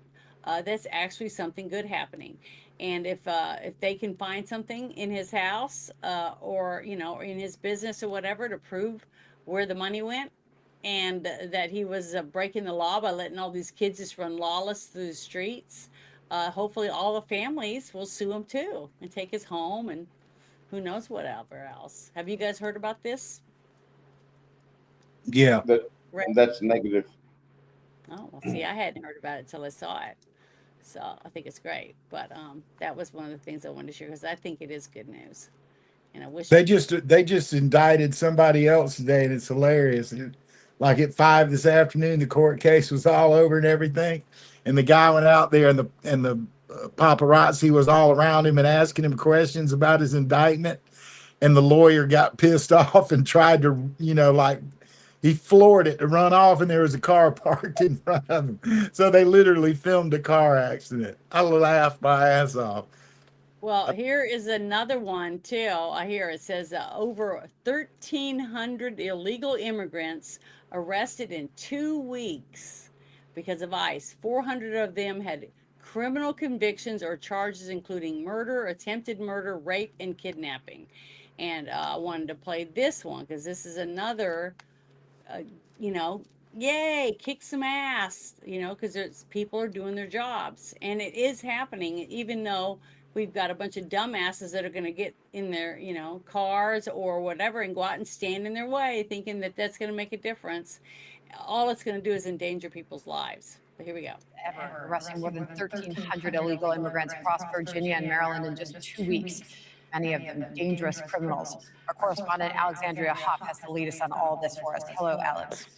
Hi, Sandra. These actions were carried out quietly from the 1st to the 14th of this month, so a brief amount of time there. And it's being called not only one of the largest, but the most successful operation in agency history. Titled Operation Safe Community, it focused on the D.C. suburbs of Virginia and Maryland, two states that don't necessarily always admit to having sanctuary policies, but certainly have them in practice. The video that you're seeing has been obtained exclusively by Fox News, showing individuals running from officers and resisting arrest. Over 1,300 individuals in this country illegally, as you mentioned, were arrested as part of this operation. And according to what sources told our Bill Mallusian, 400 of those now in custody had criminal convictions or pending criminal charges for crimes including murder, attempted murder, rape, and kidnapping. Now, among those arrested, you have Ignar Wilfred Hueso Moran, a criminal illegal alien from El Salvador who has a warrant for murder out of Richmond, Virginia. Also, Actionel Pierre, a Haitian national with a criminal history, according to DHS, of attempted murder and 2 counts of assault. And Estela Reyes Funes, who originated from Honduras with convictions that include felony hit and run and arrest for making a threat to bomb, burn, or assault a family member, according to DHS. So those are just several examples. All will remain in ICE custody pending removal proceedings. All right, Alex Hoff on that for us. Alex, thank you. John. All right, Sandra, I know you've been waiting. That is great. I mean, that's good news. All that's good news. We know that they're doing their job. They're still doing it. They're still arresting these people and trying to get them out of the country. And that's what we put them in there for. We asked him to do it. So Correct. He is doing it. Okay. So we need to, support this administration because he is trying to do the things that he said he would, even though he has to sit and wait for a ruling from the Supreme Court every time you turn around too. So, a lot of this stuff is bullshit. But this is the other thing I wanted to share. Here's another good news or good shit that's happening. It's our acting AG, Todd Blanche, and he's going at it again. Here we go. Today we are announcing the indictments of 3 individuals: Maritza Kawik Koch, her brother, Carlos Agustin Kawik Koch, and Gladys Marina Call Chen. This was out of the Northern District of Ohio. All 3 are illegal aliens from Guatemala who allegedly took part in a wide-ranging conspiracy to smuggle more than a dozen children into the United States by scamming the system and exploiting the loopholes created by the last administration. This is one example, one indictment, but it is not unique. There are over 15,500 super-sponsored cases that we have identified along with DHS. Today, we are announcing the 15,000 other cases that they found out about because of this one. You know what I mean? So every little thing that they do and then getting these people and saving kids or whoever's been trafficked and the drugs are stopping, all those different things, but opens up doors for other arrests also, especially if it's done right. If they collect the evidence and they do what they're supposed to instead of just saying, well, just rushing through it. It's just nice to see an administration that's actually trying to follow the letter of the law so that when they do go to court, they have everything ready to go. And maybe we'll actually see people go to prison for all this human trafficking and trafficking drugs and guns and everything else in our country, on top of cleaning house and getting rid of all these illegals. But did you know about this one too? Yeah, I had watched it. Okay, good. Not aware. So I'm glad, because I think it's important that we are trying to share that things are getting finished, and and bring awareness to stuff that crappy, shitty crap that we have to wait around for that we can't do anything about. You know what I mean? That's everything. But here's another one. This is by Kash Patel, FBI director. This morning, the FBI arrested Massachusetts State Representative Francisco Paulino, charged in the alleged scheme involving COVID-19 relief fraud and money laundering. Polino allegedly stole $700,000 in pandemic relief funded by taxpayers, using it for personal expenses like real estate, loan payments, and transfers to his campaign account. He also loaned taxpayer funds out at a significantly higher interest rate than he was paying.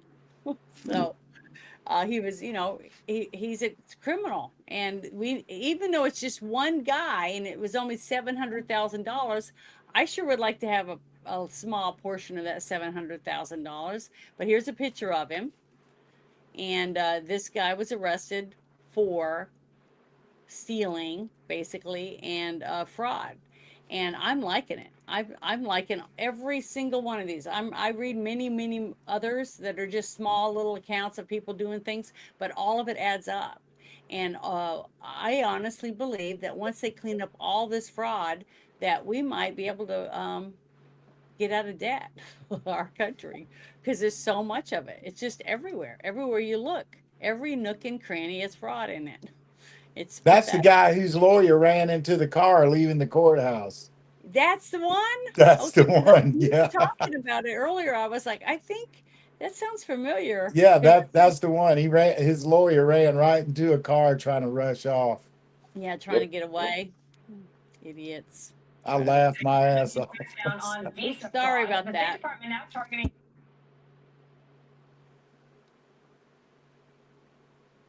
Oh, hell. I lost you again.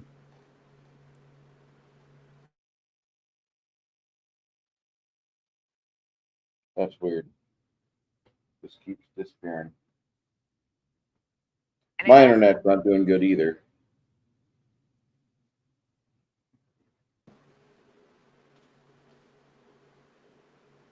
Take the other Chris off. And sorry, I clicked on the other thing to open it to make sure it was the right one, and it started talking, and I know it was really loud, and I'm really sorry about that. But here it is. I'm going to do this other one. This is another thing that Trump has just done, and it's a crackdown on the visas. So here we go. A new crackdown on visa fraud. The State Department now targeting people who enter the country on visas claiming to be short-term visitors and then later applying for permanent asylum. Welcome to a brand new hour of America's Newsroom. I'm Dana Perino. Bill Hemmer is off, and you are with me. Great to be with you as always, and good morning to you. Thanks for being here. I'm Bill Malugin. The Trump administration is preparing to revoke the business and tourism visas of as many as 200,000 foreign nationals who are seeking asylum. This would potentially be the biggest mass visa revocation in United States history. State Department spokesman Tommy Pigott calling the unprecedented crackdown on visa fraud a vital priority. Government approach, a whole of State Department approach. It comes from identifying those travel patterns all the way to the communication at consular officers to make sure that people know that if they are engaged in fraud, if they lie to consular officers when they're applying for their visa, there will be consequences. Senior national correspondent Rich Edson is live in Washington with more. Hi, Rich. Good morning, Dana. Well, the administration is targeting these visas issued over the past 10 years to foreigners who are now requesting asylum here. The Deputy Secretary of State, Chris Landau, posted, quote, "People in the U.S. and all over the world are fed up with bogus asylum claims. The system has long been swamped by frivolous asylum claims, meaning that it takes years to adjudicate whether applicants are actually entitled to asylum, during which time they can typically work, have children, and otherwise put down roots in our country." That's awesome. That's something else that's being taken care of a little at a time. But the thing is, what's scary is I'm worried that it's all going to end after November, because we're going to have Jesus Christ. we won't have the people we need. I mean, we don't have them now. I mean, they're not doing anything now, basically. But we'll have the other letter behind their name in office. So we'll see. Sorry that you keep losing your sound. I don't know why that happens. I have no idea. Sorry about that. But let's see, what was this next one? I'm making sure I open the right ones. Okay, let's see. Let's do this one. Okay, let me make sure I click on the right thing. Okay, here's another one. let me pause it. Okay. It says pediatricians earn up to 1 million plus in vaccine bonuses while they fire patients over vaccine protest. Go protect those bonuses. See, had you heard about this with Senator Johnson yet? Yeah, I mean, Yeah, I figured you knew about it because I know you've been going back and forth. So Yeah. I'm gonna make this bigger, and then I'm gonna turn off my. What is the truth? Because I hear back and forth. I mean, do pediatricians get incentivized with percent vaccination of their? Yes, Dr. Paul Thomas has done a very good video on that, and many other pediatricians have followed. Maybe Dr. Hooker could answer better on that.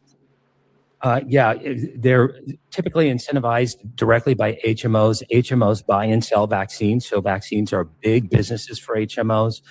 But the incentivization is usually anywhere from $200 to $600 per fully vaccinated patient, as long as their vaccines, a certain percentage of their practice is fully vaccinated. So some pediatricians can make upwards to $1 million or more a year just in those incentives.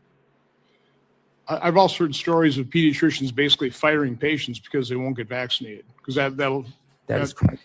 We hear that story over and over again. And also the lies that the pediatrician tell us that our baby will die if we don't get vitamin K at birth. The baby will bleed out before it gets to the car. And these stories, if you don't get the HPV vaccine, then you will die of cancer. These parents have told us these stories, and they're the same over and over again. How can they get away with lying like that to us parents? That's awful. That is awful. But I've been pretty lucky about my doctors, because my doctors will say, you know, this, that, or the other. You know, I haven't been told to have to take any vaccine by any of my doctors. You know, they're not trying to force me on anything. But I feel sorry for parents today, because it's a lot of shots that they expect your kids to get before you can go to school.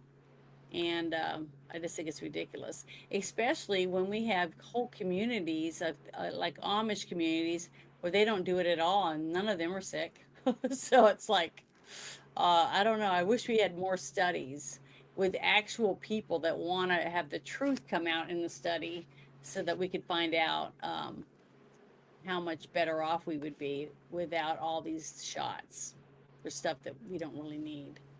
But yeah, I thought that was a good update, I think, of letting you know that your pediatrician is making a shit ton Janet, of money. I Yeah. got go. What is it? What'd he say? He said he got to go. Oh, something happened. Oh, his storm. That's right, his storms. Because he sent me a picture showing how Oh, bad. now I can't hear you again. Jesus Christ. I'm sorry. I'll be right back. Okay. Okay, let's see which one this one is. Okay, I'll bring this one up. Let me pause it, and then Chris will be right back, and I'll let him join. Okay, can you hear me? Yeah. All right, I'm going to turn off my mic and let you listen to this, because this is, I think this is a really good little interview here, and it's got it says the U.S. General Services Administration has just exposed $13 billion with a B in procurement fraud as part of an investigation with the White House Anti-Fraud Task Force. I like the two that they have, Stephen Miller with J.D. Vance doing the talking. So it's pretty good. But here we go. Because remember, J.D.'s the one that's in charge of running all the fraud investigations and stuff. And so far, man, we got a lot of people being exposed. Told you that was invented 20 years ago. That's technology today, of course, even more so. But if every single person who wanted to enroll in SNAP, or enroll in Medicaid, or enroll in public housing, in a shared database the federal government had access to verify age, citizenship, criminal record, other basic biographic facts, that single step alone would save taxpayers hundreds of billions of dollars. You have to ask yourself, why would any politician propose something so fundamental. We're not even debating eligibility rules. An important separate debate. You're debating whether or not a person is lying to the government to extract funds for which they are plainly and clearly ineligible. The time has come to implement these reforms. Thank you, Mr. Vice President. The technology that was invented. He is very smart. I mean, he seems very smart. He's very articulate. Is he a lawyer? Yeah. Okay. See, I don't. I guess a lot of people are lawyers that go because you have to be a lawyer to understand, parliamentary procedure and all the rules and regulations shit. So there's no way I'd be able to go and doing it. But it was J.D. Vance a lawyer too? Was he one before he became vice president? I don't think so. But I think he's a farmer. yeah, I know he came from a poorer family and stuff. No, I mean, I think that's what he does now. Oh, really? Because I know Yeah. that Quebec has a ranch now, and that's one of the reasons why he's been trying to get into the whole meat industry and stuff too. Because a lot of people want fresh food. That's why I want chickens, because I love fresh eggs, and I know what's in them. I know what my chickens. Back a couple years ago, when people were saying their chickens didn't lay for 3 months because of the cheap feed or whatever it was, my chickens laid the whole time. But it's so funny watching my two ducks now because you go out there and you hear this quack in the background, just off to the thing. It's hilarious because I'm not used to it. But then you let them out and they flap their wings and you'll see them take off a little bit. They go up a little bit and then they nosedive, wham, hit the ground. And then they just walk around and just eat grass. They just munch, munch, munch. All of them are all munching on grass and just having a great old time. But people don't realize that how much grass and stuff like that birds, chickens, all birds eat. And and to me it's healthier for them. And I think that's the reason why when you get a farm egg compared to the chickens that are grown in a chicken house basically, and they're just fed little pellets all day and they don't get in the sun, they don't get they just don't get the same thing, that the yolks are pale yellow. So there's a huge difference, I think. I mean, honestly, it's hard to tell in just the taste of it because when you cook it in bacon grease, it's kind of hard. You know what I mean? That's what I do. But I don't know. I just I try to eat healthier food and knowing where your food comes from, what are your cows eating? That you're about to eat that beef, or the pigs that you're going to eat. What are they, how many injections have they had, all that stuff. And I grew up going every summer and I just remember it, and I wish every kid could have it, going to my grandpa's farm, because he had a farm in Texas and then he had a farm in Arkansas. So while I was growing up, and he would let us milk cows. We used to climb all through the barn to find eggs, and we used to make homemade milkshake after we'd milked the cow, and we had this big old pickle jar. We put ice in there, cocoa and sugar, and we'd all take turns shaking it because it was so big and it was heavy, but with all that cream in there and stuff, because you could see it. Grandma would take the milk and she would take it into the kitchen, and you could see it separate. There was like 3 layers in there, and then she would scoop it out with a cheesecloth and stuff like that. And she sometimes she'd make butter. She used to make a lot of different things, and until she got lupus and started where she couldn't do a lot of things anymore. But I just wish every kid could have that. Do they even let kids go on those trips anymore, the dairies and stuff like that, and see that Yeah, they stuff? still have field trips. My What, grandchildren have gone to them. so they got to go see where actual milk comes from a cow, Yeah. and where eggs come from. But what's Mhm. really funny is I've talked to I don't know how many women, like at business after hours and stuff, and I tell them I have chickens or whatever, and they're like, well, if I get some chickens, because I don't really want a rooster because you might hurt me or whatever, because a lot of people are afraid of roosters, I guess.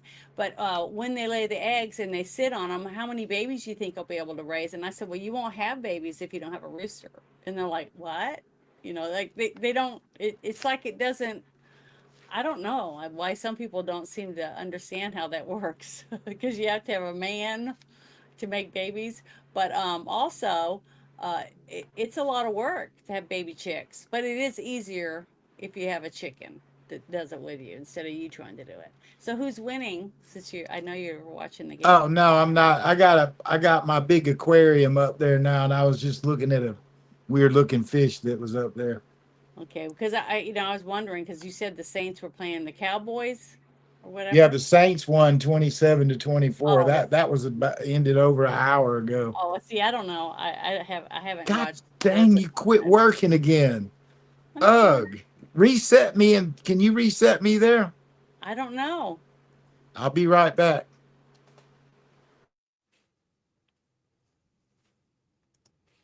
I don't know how to do it. So sorry. I feel like shit. I wish I could figure out how to do this stuff. But every time I shut it, every time I shut the Video yeah, screen. the other That's one off, what does it. Yeah, I it noticed that. takes you out for some reason. I don't know why. So I'm trying to remove the other Chris, but it's not. There it goes. It finally let me get you out now. Okay, I got another one I'm going to bring up real quick. So here we go. It's my last video. And I thought it would be to end with a good one. And it is Robert Kennedy Jr. and Dr. Oz. So here we go. And they're talking about Obamacare. So I'm going to let you hear it. But they're working together to try to clean this mess up. So Yeah, I saw this already too. yeah, it's really, really good because Yep. to see all these different people that Trump has put into positions in his administration, all going gangbusters in, diving in to try to get as much done as they can in the time that they have, and to be, basically pummeled, by everyone around them that hates them because of them trying to make these changes.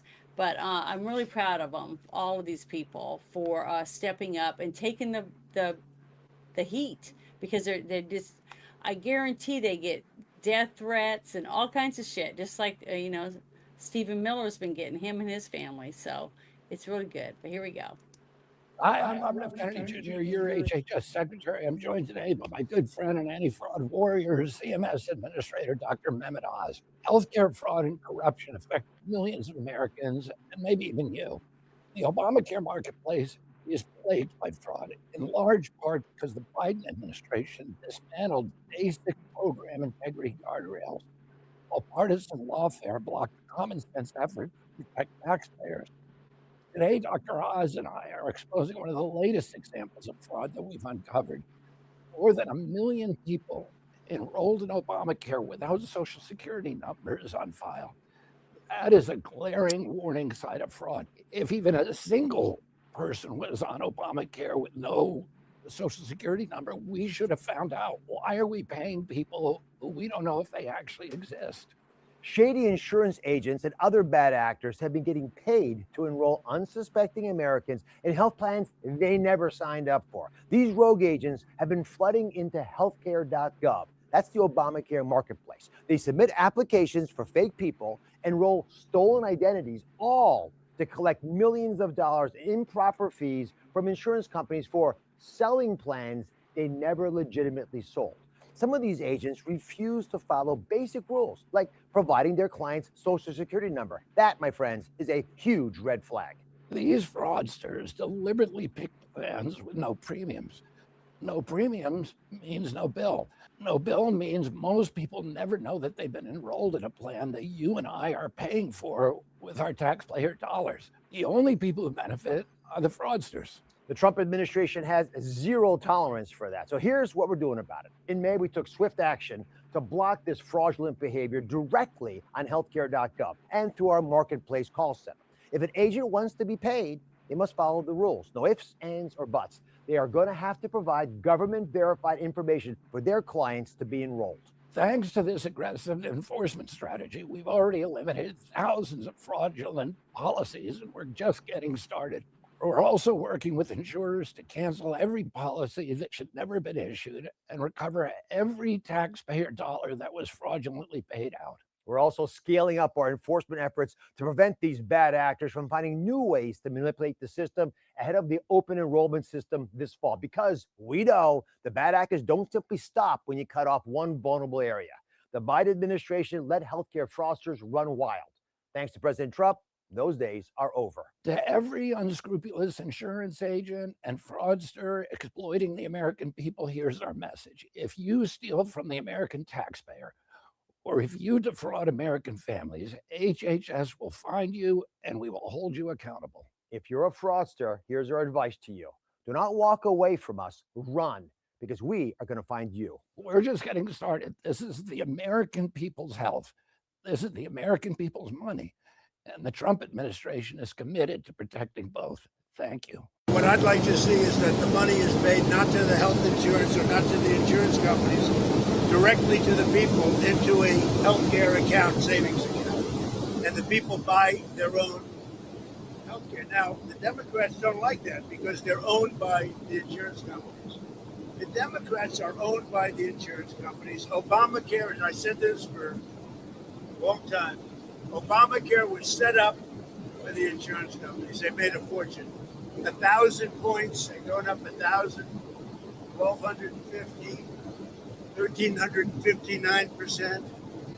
That's all the money pouring in. I want the money to go directly to the people. Let the people buy their own health care. Now, their health care is going to be better, and they'll be paying less money. It's going to be amazing. But we have to get the Democrats to support it, most likely.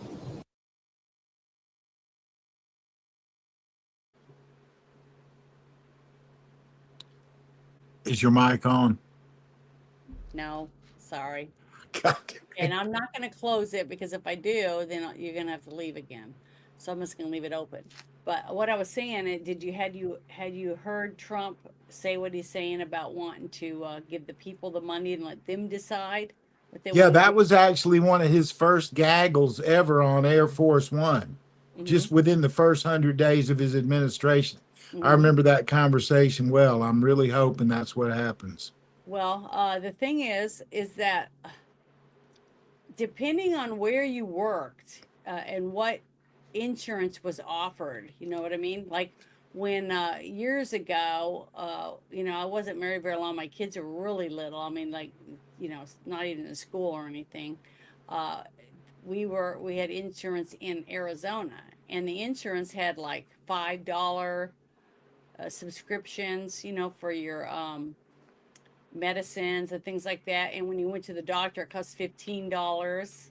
That was your portion when you had the insurance. But then you move to another state and it goes up to $50 for this and $25 for that and $100 for an appointment, things like that. So depending on what state you live in, basically, and how they run it is what people are stuck with. What choices they have. But one thing I have definitely seen, and I know people that have been using them that didn't have it, insurance, because they had been put on Obamacare, okay? And they said every single time they went in that it was going to cost them too much money up front. So that they just couldn't afford it. And I was like, well, every doctor that I've talked to, and I've played a few videos on different shows here, that if you went in and said, if I pay cash for this, say someone said they're going to need a knee surgery, okay, they have a real bad knee, and they found out that it was going to cost this certain amount of money, and that insurance, you had to pay your your copay, and then you had to pay a certain amount of money up front before they would pay anything, right? And then after that, they only pay like 75% or whatever it is, and you still owe the back money. So they went to the hospital and they said, well, what if I pay cash?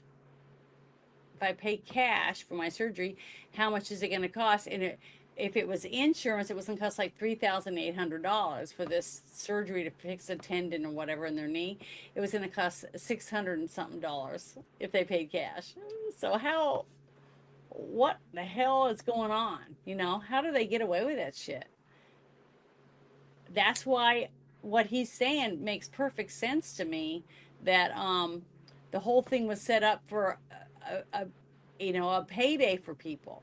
Basically, all this shit has been like, well, we can do this. We can act like we're helping people, and the money just all goes into our bank accounts. Basically, it's like it's money laundering setups everywhere. It's all over the place, and it's pathetic.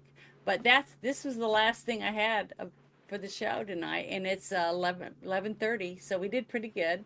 And that was like 12 things, 12 different subjects. So I thought we did really well on Yeah, plus I rambled for 20 minutes with the history lesson. well, it was all right, but it was a good history lesson, and I think the topic was important because a lot of people Yeah. that are going to watch this later are going to say, "Wow, I didn't know this was coming out." But that finally, after all this time, these people might be getting justice, some of them, for their loved ones that are gone, and to find out the truth. See, a lot of people who lose a loved one, especially in suspicious circumstances where we don't hear stuff, when your child is murdered or whatever else, and they take you, behind closed doors, and they tell you about what happened and stuff, it's devastating. But you get the benefit of knowing what happened to your kid, and then whether or not, if there's other people missing, let's say they were killed by a serial killer, the family, they approach and they say, well, we will wanting to offer them a plea deal if they tell us where their body's at, or the other bodies, or whatever, depending on what the situation is. And it's a hard situation for people who found out what just happened to their kid. Like, I was watching a documentary today about a kid that was 13 or 14-year-old boy that murdered a 13-year-old girl in the middle of the night, and he used this huge knife, and he stabbed her like 140 something times, and she had 40 something defensive wounds where she was trying to defend herself. That's a lot of, I mean, I don't know how the kid was able to even walk home. I mean, he had to have been exhausted from all that, using a knife like that. But they tried him as an adult, but after 25 years, he can be up for parole. I think that's ridiculous. I don't think anyone who does something like that to a person should ever get out of prison. I don't care if they're, how young they are when they commit the crime. To me, the fact that he committed a crime like that, shows that he would go on and kill multiple people if they hadn't arrested him. Yeah, I think the only thing that I heard about that case is when the judge just said he was going to sentence him as an adult. I had not heard about the consequences of the crime, but when he said the ages and then said he was trying him as an adult, I thought that had to be really bad. Yeah, it was really, that's why they charged him as an adult, because he said he did it. He lied multiple times about what really happened. At first, he said that she tried to grope him and stuff, so he shoved her and she fell back and hit her head. Okay. And then when they found her, and they're like, what the fuck? Because she was slashed all to bits, basically, with that giant knife. And then it broke off the tip in her top of her scalp, and then he threw it in the lake. But the mother washed his clothes when he came home, because he was covered with blood, of course. Sure. And she tried to cover it up for him, help her son or whatever, which is, as a mother, I love my kids, but if my kid came home covered with blood, I'd go, what the fuck happened? What'd you do? Were you in a car accident? Did you get hit by a deer? I mean, I'd be asking all these questions, and sooner or later you'd figure it out. But if my kid did something just like what happened with a couple of these other kids, the parents told them, we're going to go to the police. We're going to go or they went to the church and confessed, and then they called the police from there, that type of thing. That's a decent parent. That you can't be with your kid every minute. I mean, it's impossible. But I went and looked into this kid afterward, and he's been in there for like 3 years now, and he's constantly fighting with other inmates. He fights with the prison guards, all that. So I'm telling you right now, when his 25 years gets to that, he's going to still be young, Let me tell you something crazy about that crazy acting they do. Mm-hmm. There's a couple of new drugs they got going around right now, and they're bad, bad, bad. That's a whole nother night topic, but yeah. back when crack was really going crazy. I was doing ambulance back then. And man, so help me God, there was a real thing called a crack baby. When the mothers would be smoking crack while they were in utero and they came out, and I'm telling you, it wasn't like they were like, mongoloid or autistic or anything. They were violent. And I mean, I'm telling you, violent. And we went through that was when, remember, the homicide rate went real high and all that stuff for a few years, and they had to really crack down. And yeah, I remember all that. Boy, there were some fucked up homicide scenes I saw. And it was always that they had these wild eyes. Well, can I And ask you about something? Since you yeah, said you were a paramedic, right? I yeah. remember there was a summer and it seemed like we had 5 or 6 people that were attacked by someone that was doing a crocodile or something. I don't remember what it was. It Yeah, was, bath salts were going around for a yeah, they while. were That trying to eat there, people, yeah, while they were that's right. That's what was going on with bath salts. walking. People turned into cannibals, and like a man might be on it, kill his entire family, and then cut his own throat and cut it like this from ear to ear to the bone. That's supposed to be impossible for a human to do that, right? Because of the way the nerves work and all of that. Yeah. But they would be so high and so in a different zone that they could literally. I had to go to a couple of those. Oh Jesus. I It's mean, terrible. kind of describe just like what this 14-year-old did. I mean, that really was the thing I was thinking. I wonder what kind of drugs they were doing. I bet it was this new shit, man. Yeah, I think that is. Crocodile, I guess, was a Russian street drug. It would make people's skin turn green and reptilian looking. Ugh. But why would people want to take it Man, if this you shit they're taking now, no, so but help if me you're God, it with rots your people, skin off. I know, but if you're with people, like, let's say a group of people, 15 people, whatever, and they're going and hanging out in an apartment or whatever, and they see another person take this stuff and how they act and what they're doing, why would the other people that are hanging out with them want to do it too and they think it's, I don't understand that. Man, we got an epidemic right now of people that are like, it's like a synthetic cocaine, and literally they're shooting it up. It literally is rotting holes in them. It rots out of your body from the Yeah, but inside out, makes so holes. why is it that addictive that they can't help themselves? They just I turn into mean, a Jesus, giant, Jesus, they turn God help me. into I a don't, giant grater, cheese grater. I mean, you know what? I don't, the people that sell that shit to people, I think should get a life sentence. I don't care. I mean, that's as vile as you can get. Poisoning people, that's, and then that's fucked here, up. you think about it, all those drugs that were coming over the border when we're not sure what's in it. I mean, they can say it's cocaine or it's just pot, but it could be having, like what you said, it makes you sniff it up your nose and your nose rots off your face. You know what I Yeah, mean? yeah, We have this no it's bad idea. right now. We There's a have no few idea new what this stuff synthetic is. drugs out that are causing real damage. It's disgusting. I just don't know why anybody would do it. I hardly ever even take Tylenol because I know it's not good for your liver. And if you take too much of it, or it can tear your stomach up and stuff like I mean, that. that's why I smoke weed. When I say smoke weed, it's medical marijuana. I have a card. I carry a card, right? And it's a vape too, right? No, I mean, I get flour and use that because I can cook with it, or, just make tea out of it or whatever. So there's different ways you can do it. See, why would they want to make that? I'm asking Hardwick. If you make stuff like that and you give it to your people, they're gonna die, or they're gonna not be able to buy your booze anymore because now they can't work because they're blind. So why would they keep making it and selling it to people?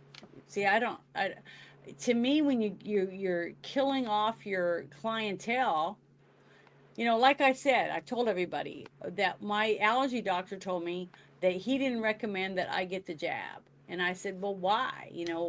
Why do you think there's something wrong with it? But to me, I felt like he didn't get it either. But he showed me the insert and there was nothing on it. He said, so you're all allergic to stuff. And some of you are really bad allergic to stuff. So if I give you the shot, I may not have you next week. To be my patient. And he said, I'll have no patients left. I could have no patients or worse patients. So until we know more about it, I just don't recommend that you get the shot. And I'm thankful every day. Well, I mean, you're on the right track though. Like you mentioned that you got oregano oil and black seed oil. I mean, that's going to change your health. Well, It does. It picks I'm up your always, immunity and all kind of stuff. yeah, and I'm always looking for new stuff, but I have to take one thing and I have to wait and see how I react. I remember one time my doctor gave me an antibiotic. I hadn't had it been. They were giant. I mean, they looked like horse pills, I thought. And it was for another sinus infection because I have them a lot. You know, I'd get like 4 a year because I'm constantly, because of my allergies. And she gave it to me, and I remember I took it, and my kid goes, "You look like a vampire." And I went, "What?" And they go, "I can see all your blood vessels." And I went, "Huh?" And I looked in the mirror, and it made my skin almost look like translucent. So I went to the doctor, and I felt normal though. And she said, "Okay, well, you're just gonna stay here until you start. It gets through your system." And I was drinking water and everything, trying to flush it out. And she said, "We're not gonna take that again." So, you know, because we don't know what the next pill would have done. You know what I mean? So that's what a lot of people don't realize, that when you have any kind of weird reaction that you didn't have before, that you need to tell your doctor about it. Okay. Just because, you know, it could be something really bad, that second pill you take or the third or whatever. So just, you know, try to be careful and pay attention to your health. But that's, I was just wanting to tell you, because that, you know, a lot of people may Oh, not we know. can talk, Janet. Don't give us a subject because we'll talk all No, I night. know, but the thing is that I'm done. I did all that. Yeah, Was I it. am too. I'm tired. Yeah, and I'm exhausted. But I just want to say thank you to everyone who hung out with us for a little while. And I'm sorry that Hardwick just got to show up a few minutes ago, but it was pretty good. It had a lot of good, informative things and some happy stuff, good stuff that's actually unfolding. And well, I think I really think that we're going to start getting a little more good stuff until we get the ding, ding, ding. That's what I can't wait for. That's what I'm excited for. I can't wait to that day. But I want to say thank you to everyone again, and you guys have a wonderful weekend. And if you want to stop in tomorrow, I'm going to be playing Bruce Pathfinder game if he has electricity and stuff, because he's having a really bad storm right now going over San Antonio. So, but you guys have a wonderful day, and thank you, Good Chris. night, Janet. Thank you. Bye, everyone.